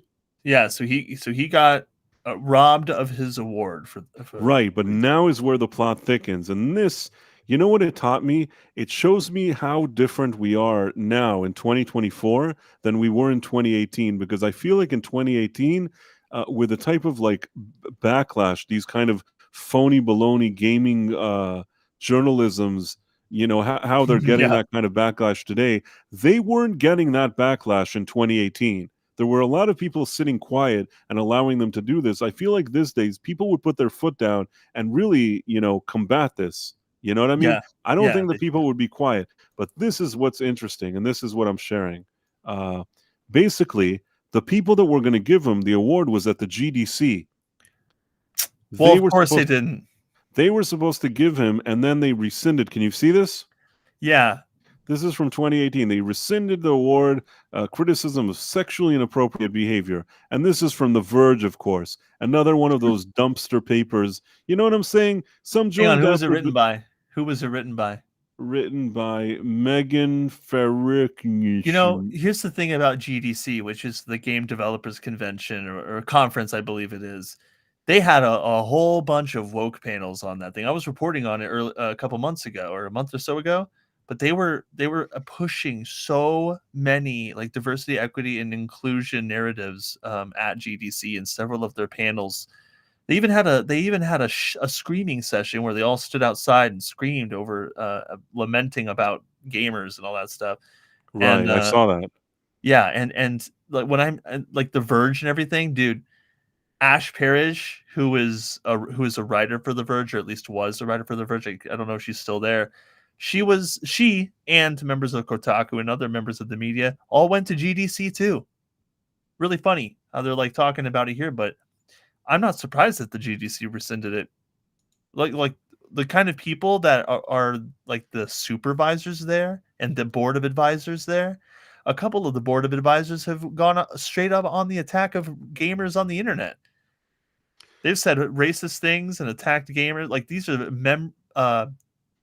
advisory board members at the I, f- GDC. That I feel like at the time you didn't have the type of like YouTube online, reporting, more independent.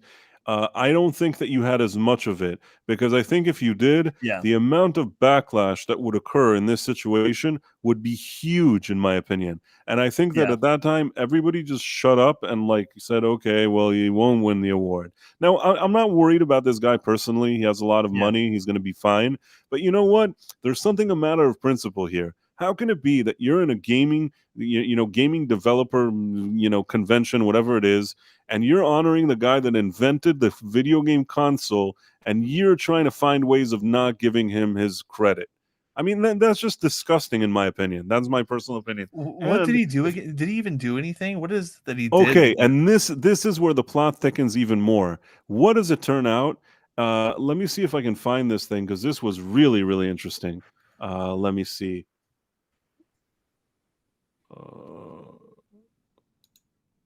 This is really going to be like another kicker here. So this guy, a guy named Brad Glasgow, I don't know him, but he Okay. wrote kind of in Medium, like I guess a more independent article.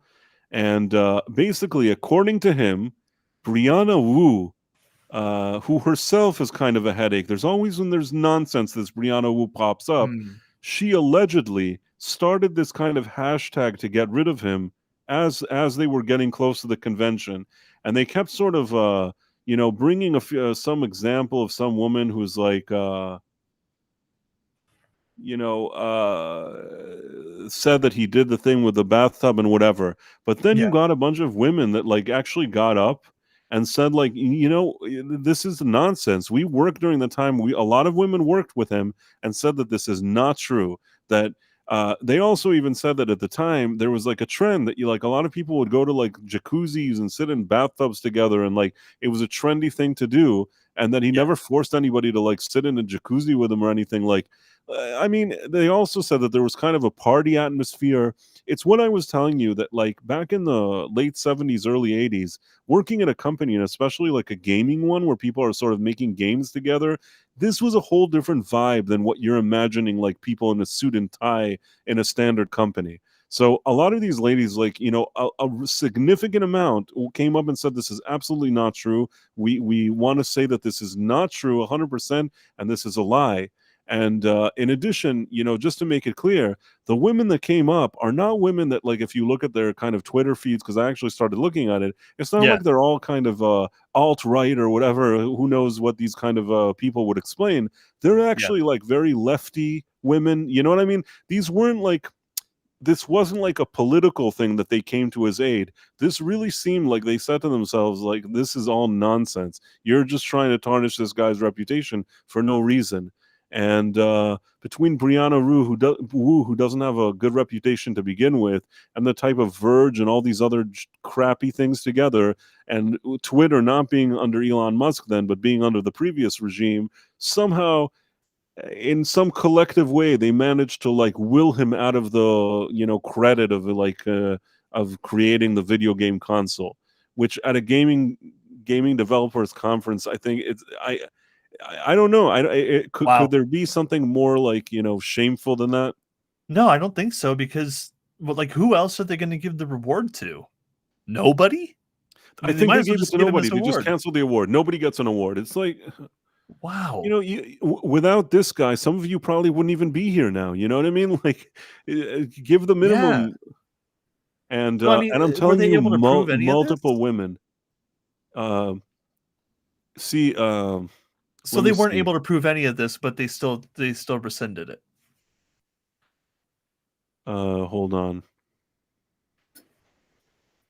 Let me see.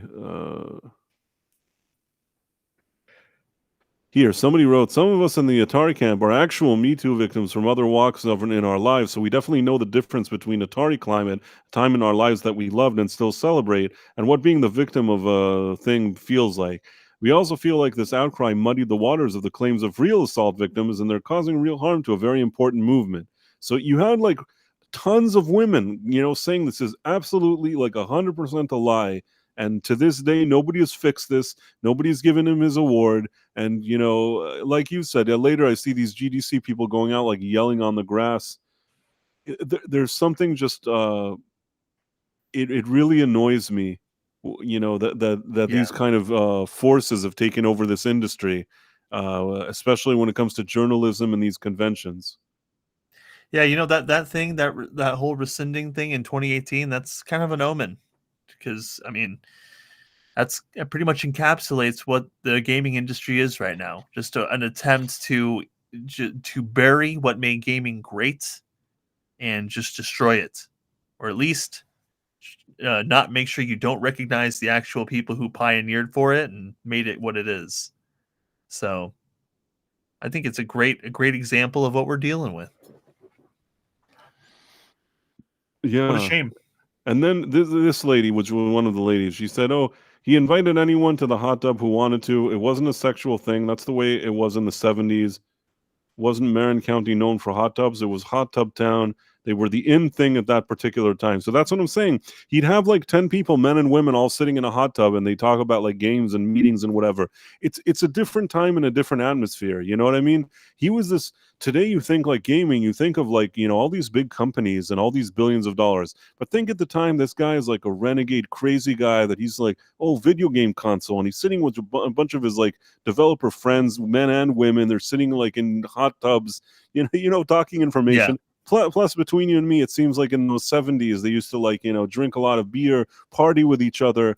It seems like this was more of a camaraderie situation where people were having like wild times, whether you like that or not, almost like a college. Not Yeah. like that it was a college thing, but you know what I'm trying to say. It seems like the atmosphere there was something very kind of unique to that time. And to come 40, 50 years later and to try to make up these stories about him is just shitty.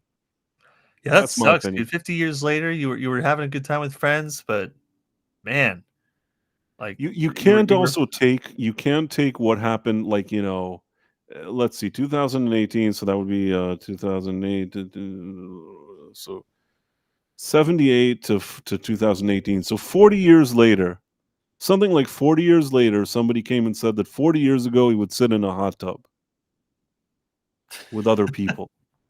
take his award away. How dare he? But they did. They took it for that stupid thing, and I don't know. I think that today, I honestly think that today this wouldn't fly. I think that people would make a much bigger stink about it. It happened to him at a time that that there wasn't enough that could be done for him. If that makes sense.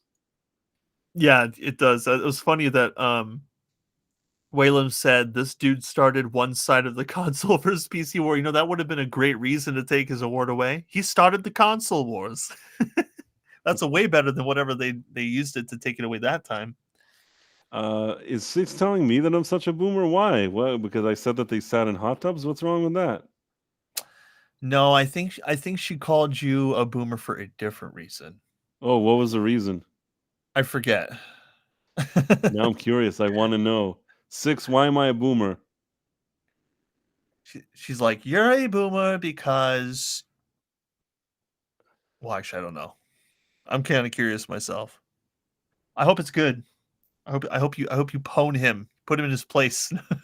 Yeah, I don't know. I don't know why I'm a boomer, but you know what? It's fine. I'll accept it. Hey, by There's the way, worse things.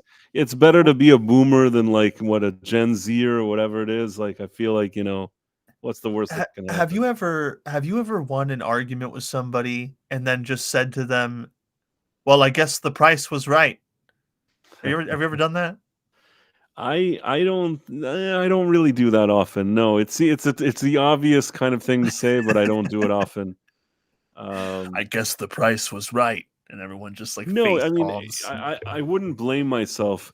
The one thing I'll say to you is I'm going to tell you something that nobody knows, and I Oh man. believe I'm 90 something percent sure that this is true. What I'm about to say. You know how people say like there's this kind of hashtag, and he says it himself. Doomcock was right. Uh huh. Have you ever heard that? I have heard that. Yeah. Do you know who invented the term Doomcock was right? Who? Me. What? I invented the term Doomcock was right. I Okay, what happened is that back in the day there was something about leaks for, I think it was like Rise of Skywalker or something like that, and I think that like he had certain points that he said were going to be in the movie, And then it turned out that whatever he said was correct, if I remember correctly. And then I think I did a tweet where somebody said something in an article that kind of proves that something that he was talking about actually has some merit. And accidentally somebody in Lucasfilm were saying something that actually went hand in hand with something that he was reporting on. So then I just wrote like hashtag Doomcock was right. And I think he liked it and maybe even shared it. And then like what happened is that for a long time, and maybe until this very day, I'd see people like using that hashtag. And I don't Dude, think that's that sick. anybody has ever like, it's a good hashtag, you know what I mean? Like it's a good It hashtag, and is. I'm the one that came up with it. Man, I tip my hat to you, sir. That's quite I the mean, it's achievement. not such a big deal. I don't really care. I don't think about it, but I'm just saying, like, just to be like, completely upfront, it was me. Let me see if I can find this. Let me see if I can find the. Man, I wish I could form trends. So this is it. I don't know. Let me see if I can share this. It's the most random thing. I don't know why I thought of it. Only because you said, Ooh. okay, November 20th, 2019. And then I wrote, Kathleen Kennedy just said that they're currently still trying to get the story right for The Rise of Skywalker, which is like 5 minutes before it's being released, which is something that he kept saying that they weren't finishing with it or they finished with it. She also said that while Lucas may have disliked Abrams and Johnson's ideas, he enjoyed their filmmaking. And then I wrote something like Doomcock was right. Do you see Okay. it? Yeah, I do see it. So, From what November was the 20th, reaction to that one? 2019. Now, you may try to find a case where this, and I believe he was one of the likers and shares. We do follow each other, so doesn't. It's not like it's not preposterous that he would see it. But Yeah. what I'll say is that if you look online, I don't know how to find like a certain time period. Do they have like an advanced search? Good question. Oh, look at that. Do they give like dates? Okay, okay. Dude, nicely done. Dude, you just blew my mind. I got to make sure I use this now. Advanced search is so important. What the heck? So What have I been from, doing wrong? let's say, like January 1st, let's say like 2008 till like, let's say December 1st, 2019, which would be after this tweet. Let's see what happens. This is the only one that appears. Nice. Nice. So I've proven it. I am the person that came up with Doomcock was right. Now, That's uh, crazy, bro. nobody will ever give me credit for it, but it's fine. I don't need the credit. Sometimes you do things and you did them. Well, I'll give you credit, Bryce. But did I not I'm a just prove witness. it to you? Did I not You like just provide the receipts? It's not even. you proved it to me, man. I see the truth. I'm a believer. It's a good term. It's a good thing. It really stuck. Um, I'm trying to see. I have to find the thing where he. At least I know that he liked it. I thought he shared it. Sometimes these things disappear over time. Oh, here. You see it? Yeah. So basically, he liked it. I don't know. I think I checked, like, recently to see if the reshare. I don't know if it's stuck. But the bottom line is, I know 100% he saw it, and I know other people saw it. And what can I tell you? I invented it. It was Nice. me. I'm glad that you invented it because now I know someone cool who invented a cool phrase. But okay. 6 is saying something here. 6 is saying it's not such a big deal. I don't think about it. I don't really care. Right before it takes 3 seconds to find a screenshot of the origin of the hashtag. Fair enough. I accept that. But the bottom line is that I've proven my point. I want people to know that if I say something, I really mean it. I don't just say things. It's true. He doesn't just say things. He'll say it and then he'll show you the receipts right after. I mean, in some cases, I can't show receipts. Like I was telling people that I once annoyed Joseph Gordon-Levitt. I suppose I don't have a receipt that I could show people that I've done that, but it is true. I mean, you you know, I also said that about Kristen Stewart, and that was true as well. Yeah. And honestly, I feel like most people that are kind of Hollywood types that I've ever run into, I think that there's more of a chance that I've annoyed them than not. I'd say that the same is probably true for me. Not the true. What'd you say? Fail. I said I don't even know what I said. I was saying something and then I got my words all mixed up. That it's true or not true? That the true is something. That's what I was saying, and it was messed up. It just wasn't. It was discombobulated A in my speech. strangely constructed sentence. But what my bottom line is that I guess people from that industry, when they see me, they don't fully mesh with me. Yeah. Oh yeah, that's what I was saying. The same. I was saying the same is true for me, but I accidentally said the true is same for me. So Six is asking, what did you do to Bella? And I didn't do anything to Bella. I guess you maybe wait, she doesn't need a receipt for which one. I don't know which she meant. But what I and I'll just say this quickly. I was at a bar and Kristen Stewart was there, but she looked like she rolled out of bed and she was like, didn't look like herself. She seemed like it was her, but it didn't quite look like her. So I thought it was just somebody that resembled her because I didn't think that she would look that way and be the way that I saw her. And that's why I looked at her and I said that, like, something along the line, if I didn't know any better, I think that you could have looked like Kristen Stewart. I don't know what I said. I must have said something and probably was said in a way that it was implied that, you understand. It was I do. probably said in a way that wasn't like, it's not that it was negative, but perhaps it Yeah. didn't, perhaps there was kind of an underlying douchey negativity to it, if you know what I'm saying. Unintentional. Yeah. I was being myself, you know what I mean? Like, and in my defense, I was drinking a glass of whiskey. So, Oh. I mean, Oh. Was it at least good whiskey? I think it was. I think it was a good whiskey. So I think I was drinking that, and then I just said, "Oh, you could have looked like Kristen Stewart, maybe," but I don't know what I said. And then she like made some weird face, like she's annoyed, and she like walked away.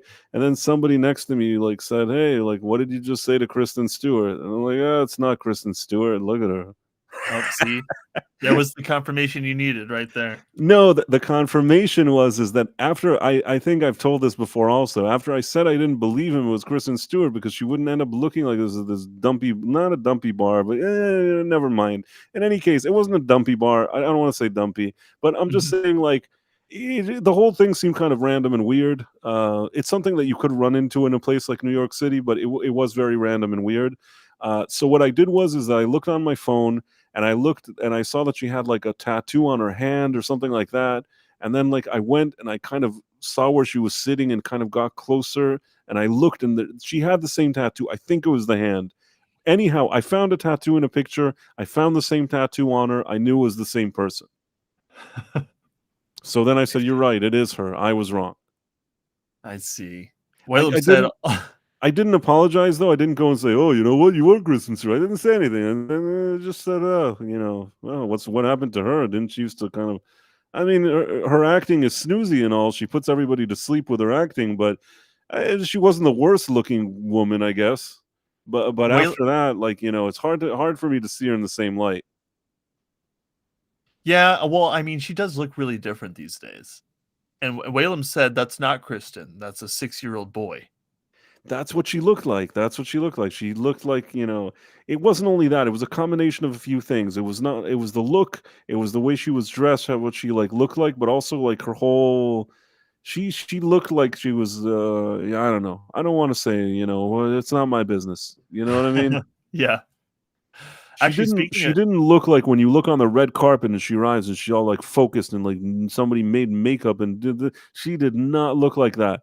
She like if this woman, if you didn't know that she appeared in some movies or anything, you wouldn't have, thought of it. maybe if you looked at her closely, like I did when I was drinking the whiskey, you kind of see that she looks kind of like her. Yeah. I could have kept that thought to myself, I guess. Well, since we're talking about What'd you say? celebrities since we're talking about celebrities that you've encountered, I was thinking about Leslie Hudland, who you actually met a long time ago, Yes, and I was going to that was a ask very you. long time ago, but yes, I met her. Yeah, I was going to ask you since we were on the subject of of those people. And have you seen that clip from The Acolyte? Uh, they showed the trailer. Is there another clip? I don't know. What it will show me. What is it that what Well, is it? there's a clip. It's just it's like a fight scene between that hooded black lady and her Asian master guy. And then I was curious to see what you thought of it, since we've discussed the Acolyte in the past, and like whether it's gonna suck horribly or if it's gonna like be some kind of bombastic victory for Disney or something. And I saw the clip, and the first thing I thought of was you. I was like, dude, I wonder if Price thinks that this is a good fight scene or a bad one. It might actually be up for debate a little bit. I saw it. I'm like, this show might be trash when it comes out, but it wasn't like the worst thing in the world to clip. Let me see what it is. Where do I find it? You could probably just YouTube it, just type in the Acolyte clip, and it's like the only clip they have of the show right now. But I was like, man, I'm so curious what Price thinks, because we've been trashing that show. Like we're 100% expecting it to fail. But I think I got it.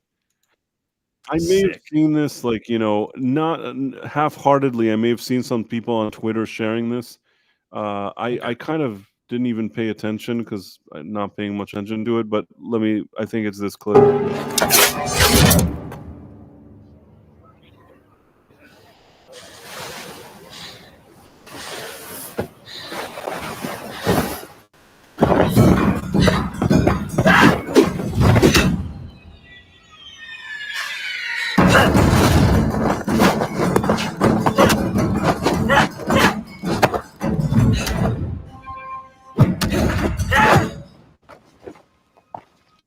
You attack me without a weapon. Why?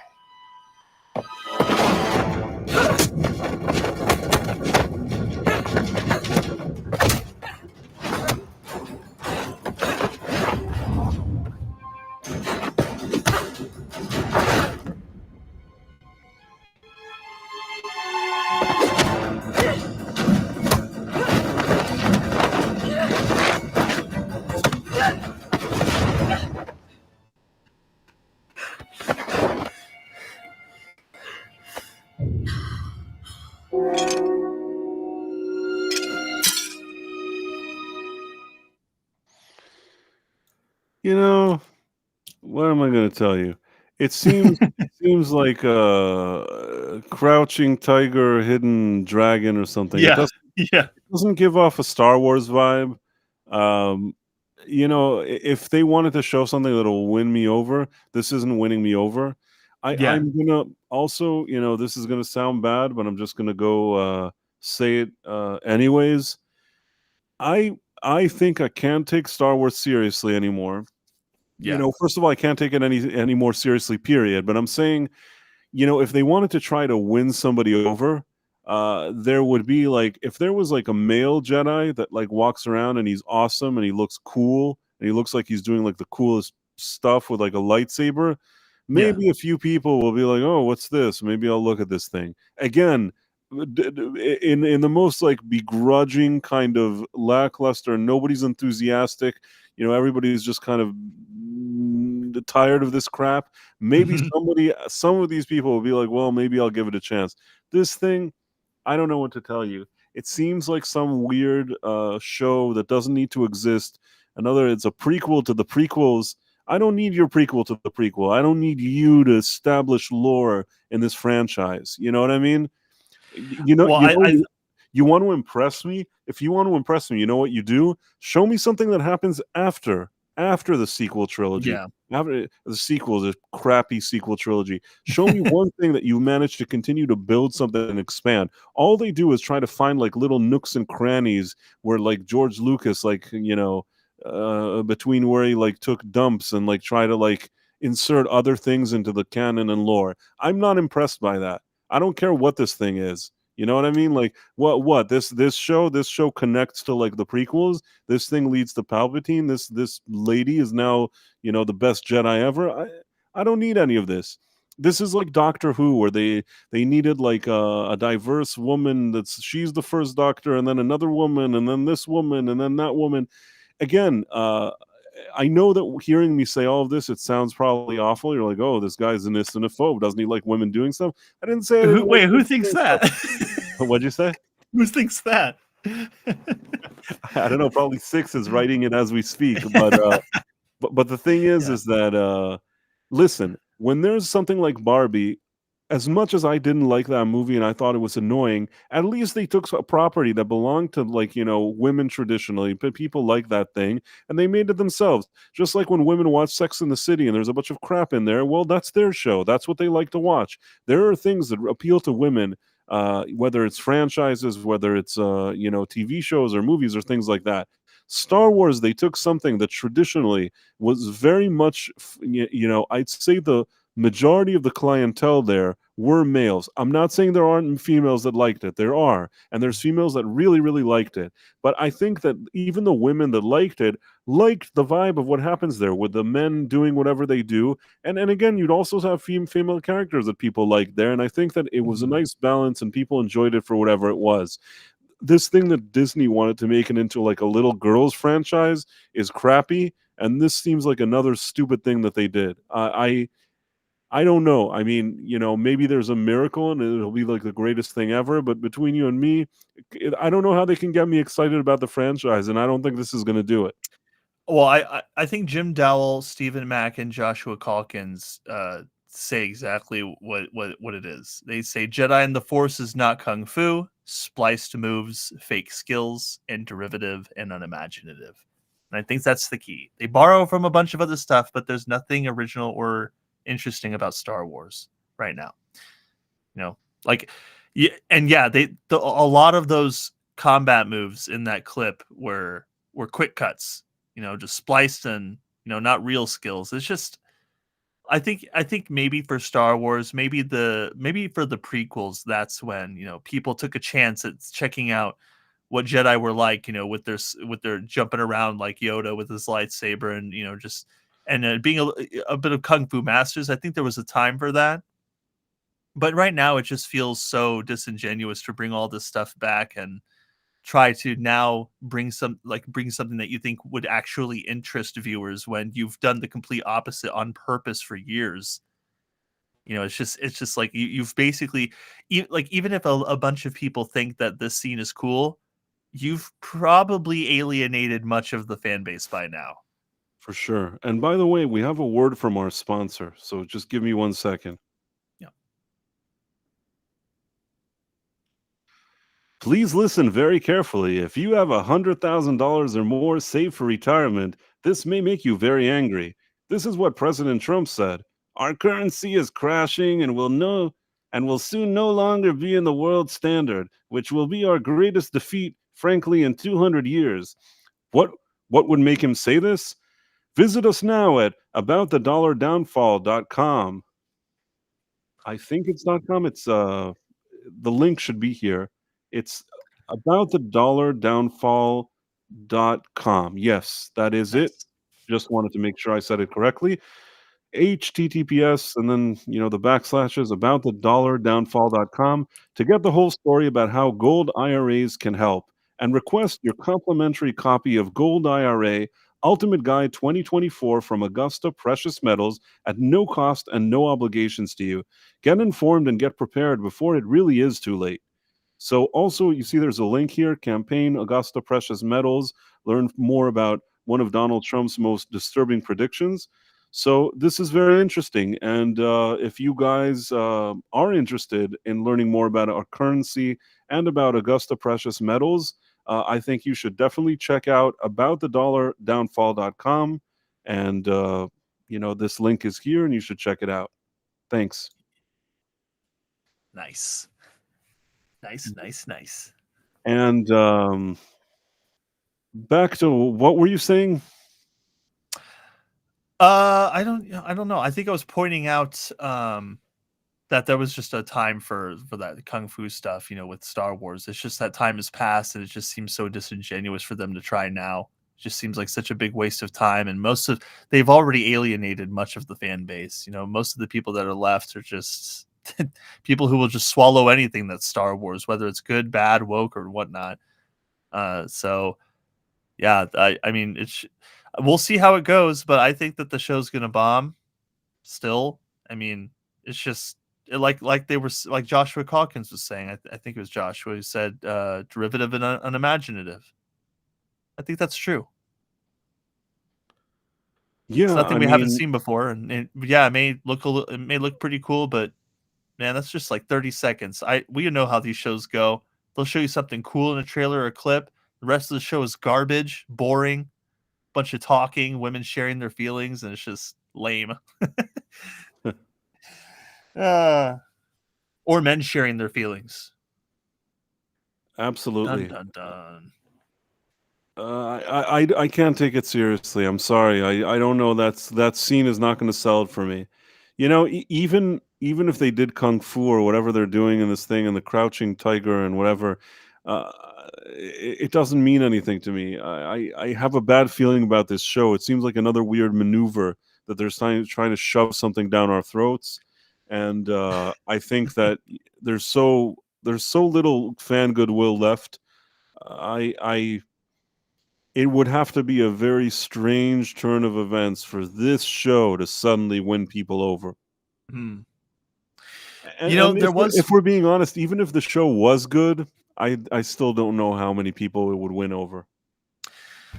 one thing that Leslie Headland said that I had a little respect for. Of course, she could have just been just talking out of her butt and just saying whatever her people told her is popular.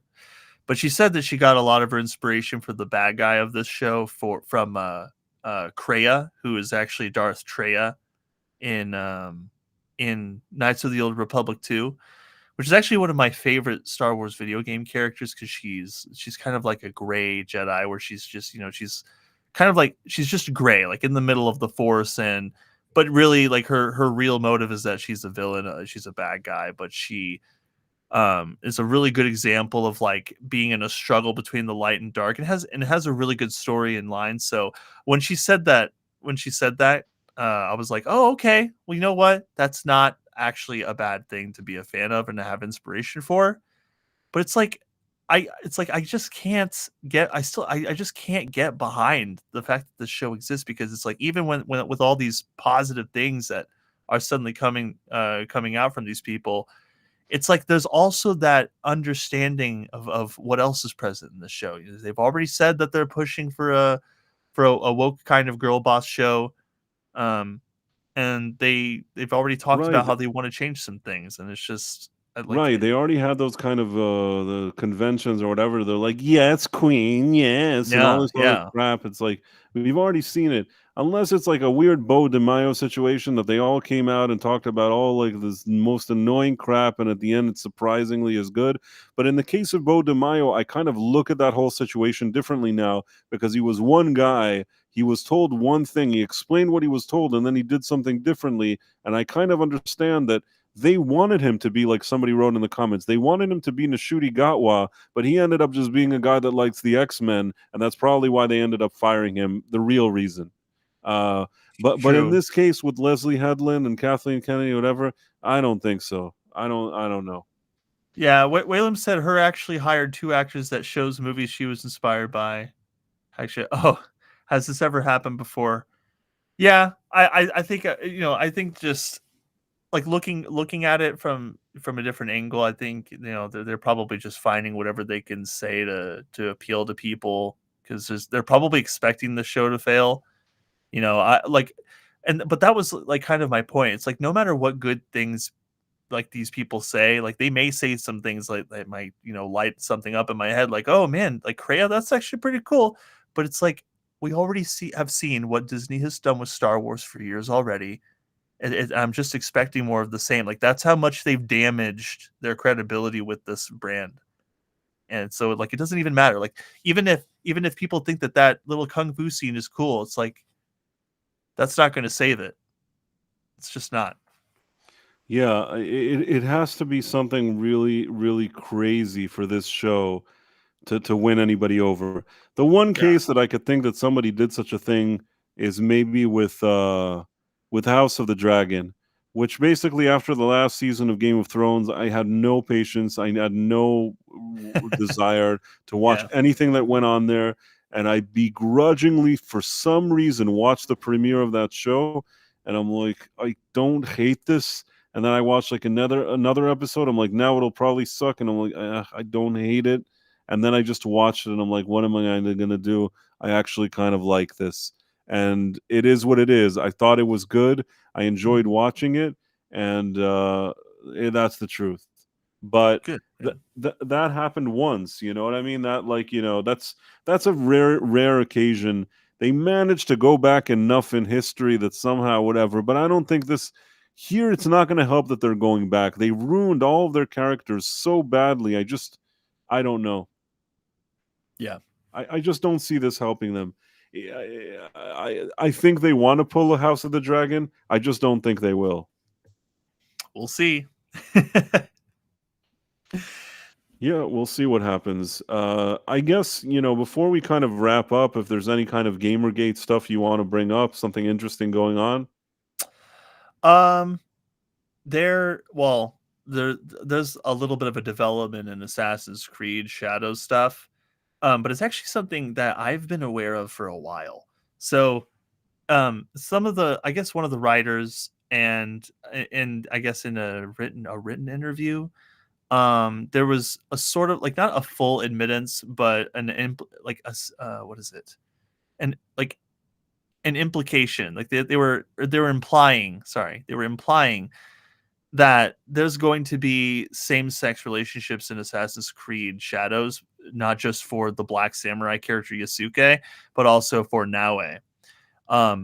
Now the thing is that stuff has actually been present in previous Assassin's Creed games. I remember it specifically in Assassin's Creed Odyssey, where Alexios would be in bisexual relationships, and I was missing earlier, obviously, because I was on Yeti F's stream.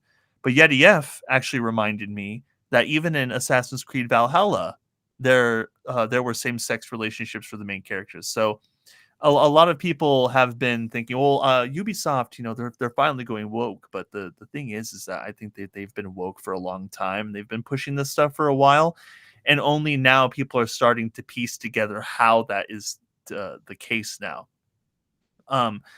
So, and I guess pre-order sales are actually doing really good for this game, but of course, it still plays into the fact that it's an established game, and a lot of people are going to pre-order it. But that doesn't mean that they're going to keep it. If this game turns out to be crap and they're just pushing a bunch of weird relationship stuff and pushing a message rather than trying to bring people a game, I think people will they'll notice this and be incensed pretty quick, and they'll react pretty quick. Just like they reacted with Helldivers, just like they reacted with Suicide Squad Killed the Justice League. Those are two prime examples that I love to keep using because they're the most prominent, controversial, and shocking things to happen in gaming, really.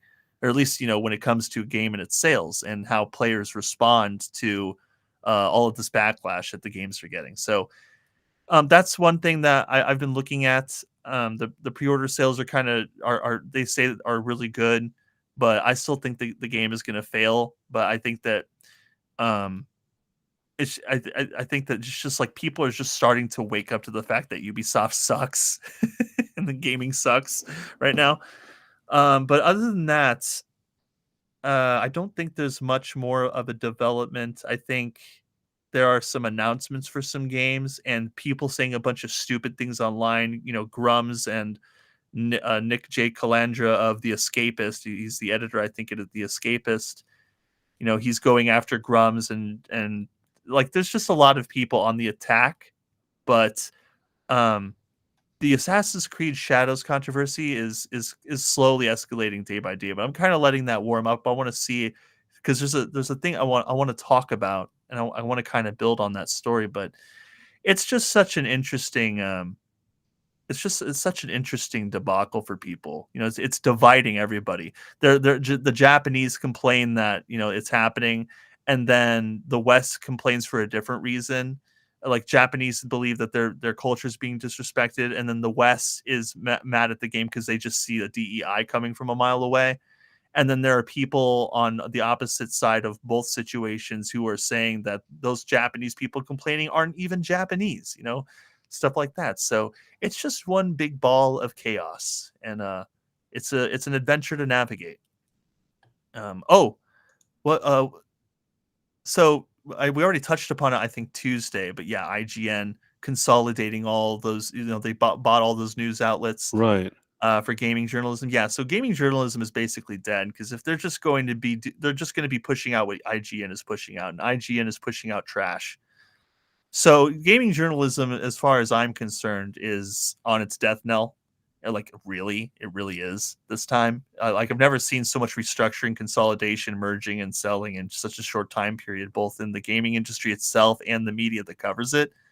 But that's what's happening. I still encourage people to vote with their wallets. There are a couple good games out there. If you want to see what games have DEI in them, if you check out DEIdetected.com, because that was a site that was created by Cabrutus Rambo, who is the person that launched this whole awareness campaign of Sweet Baby Inc. in the first place. He's putting games on his website, and he'll say whether it has DEI in it or not. And DEI, of course, is diversity, equity, and inclusion initiative being pushed down from the very top into games. It's an ideology. It's a really ruinous one. It's causing studios to shut down. It's pushing ideology that nobody wants. So just as a reminder of what that is, but that's what's being pushed down. And so, yeah. Yeah, it's on fire. The gaming world's on fire, but I'm keeping track of it. I just don't have anything at the moment beyond that. I see. Yeah. In any case, I think we went over a lot of stuff today. I wouldn't say it was a quiet news day, because we did have some stuff, and I think we did go over it. But if you have anything, kind of a final thing, anything you want to discuss, I guess now's the moment. But otherwise, yeah, I have something. Go ahead. Let me tell you guys. Tell you guys really quick how crap the games journalist media is. Okay, years ago they wrote an article, IGN. Okay, they said you can't. Okay, and people use this example a lot, but it's a good one. They said that Resident Evil 5 cannot be remade today because it's racist for Chris Redfield as a white guy to go to Africa and kill a bunch of Africans because they're zombies. Because it's racist for him to do that. Okay, they said that they're not the only ones who said that. The Gamer have also said that. Kotaku has also touched upon it. The media, that's what the media thinks.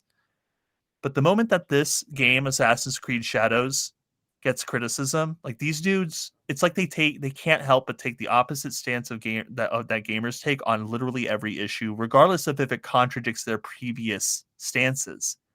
So these guys are saying, well, no, you can't have Resident Evil 5 in this modern day and age because it's racist for Chris to do what he's doing. But that's exactly what's happening in Assassin's Creed Shadows. It's a black samurai who's a foreigner going to Japan, killing a bunch of Japanese people. Everyone's arguing. It's like, no, like, because there was a post. It's like, oh, they're here to fight their oppressors, and then people are arguing over whether that's white people that they're fighting, like the Europeans, Jesuits, or if they're fighting the Japanese. But the truth is that it doesn't matter. It's still a black dude killing a bunch of Japanese people, or it's a black dude killing a bunch of white people. Either way, it's the same thing that the media got upset over years ago for a different game. That's what the media is. That's what they are. They're a bunch of hypocrites. They lie, omit, and they twist, and they even blame shift. And that's an IGN, all that stuff I just talked about, those are the people who are buying those other outlets. So it's just going to get worse, and it's going to become even more of an echo chamber as time goes on. So just be ready for that. Just be ready. But yeah, that's all I got. No, but it also shows that these little tiny, like smaller publications couldn't even stay afloat because nobody gives a crap about them. So all they can do now, it's kind of like, in a weird way, it's kind of like Doctor Who. Everybody already ruined it and it had no credibility, so Disney bought it. You know what I mean? Yeah, IGN, see all these places, nobody cares about. Oh, we'll buy them, but it's like, what are you buying? A bunch of minuses don't make a plus sign suddenly. that's right. And Joshua RE5, dude. Oh wait, no. Who was it? No, Stephen Mack. Mercenaries, dude. Mercenaries was so fun because you can play as Wesker. Man, those good times, dude. Good times. That's all I got though. I'm gonna be making a video tomorrow. It'll be like my only video from this week, but I've been really busy. So I'm just gonna be in catch-up mode over the weekend, and that's what I'll be doing on my channel. Awesome. And then I'll probably watch, if I can, I'll try to watch those Furiosa and Garfield just to do some reviews Oh if I can yeah. get a chance. I have to go see. I'm gonna go see Furiosa this weekend, so I can have I something think to it's talk going to be. about. I'm so dreading it. I don't feel like it. It's another one of those cases that even if somebody, oh, it's shot beautifully, I don't care. It's not Mad Max to me. I didn't like the Fury Road one. I don't think I'm going to like this one, but whatever. Yeah. I'll tell you what I think after I see it. All right, fair enough. We can talk about it after the Memorial Day holiday. And I guess this is our place to say thank you to everybody that showed up. Always great to see you guys here, both from YouTube and from Rumble. We appreciate the support. Joshua Calkins, Willem03, Stephen Mack, Six was here, and then I guess she left. I annoyed her at some point and she disappeared. Jim Dowell, B. Marte. I hope I didn't miss. I don't think so. We got Roulette Riches on Rumble side and Isabella. Both they were just posting links or whatever. You know what? But The Kiva was fact here that they though. came here and posted their ads show that they That they like care. what we do and they want to share what they do with the people that are watching. Me and Yep. my monkey. That's an actual person. I said Six. Yes, Isabella 86. You're right. She has headphones she wants you to buy, and this was the forum. This was the forum to share people. Super Mario Brothers 3, good guy. Yeah, like you said, Roulette Riches. And then did I miss anybody? I hope not. There was Cavo 19. What's it's Kivo. It's Kivo and Norco or Nork Zero. I thought I saw Kivo here at some point. Norco, yeah. And then there was I thought I saw Kivo. Maybe I'm wrong. I'm already kind of imagining things, but I thought I saw him. In any case, sorry about that. I want to wish everybody a good night and a good holiday weekend, and we'll see you all next week. Yes, and remember, everyone, Sheva is the ultimate waifu. All right, that's all I got. That's all I got. All right, good night, everybody.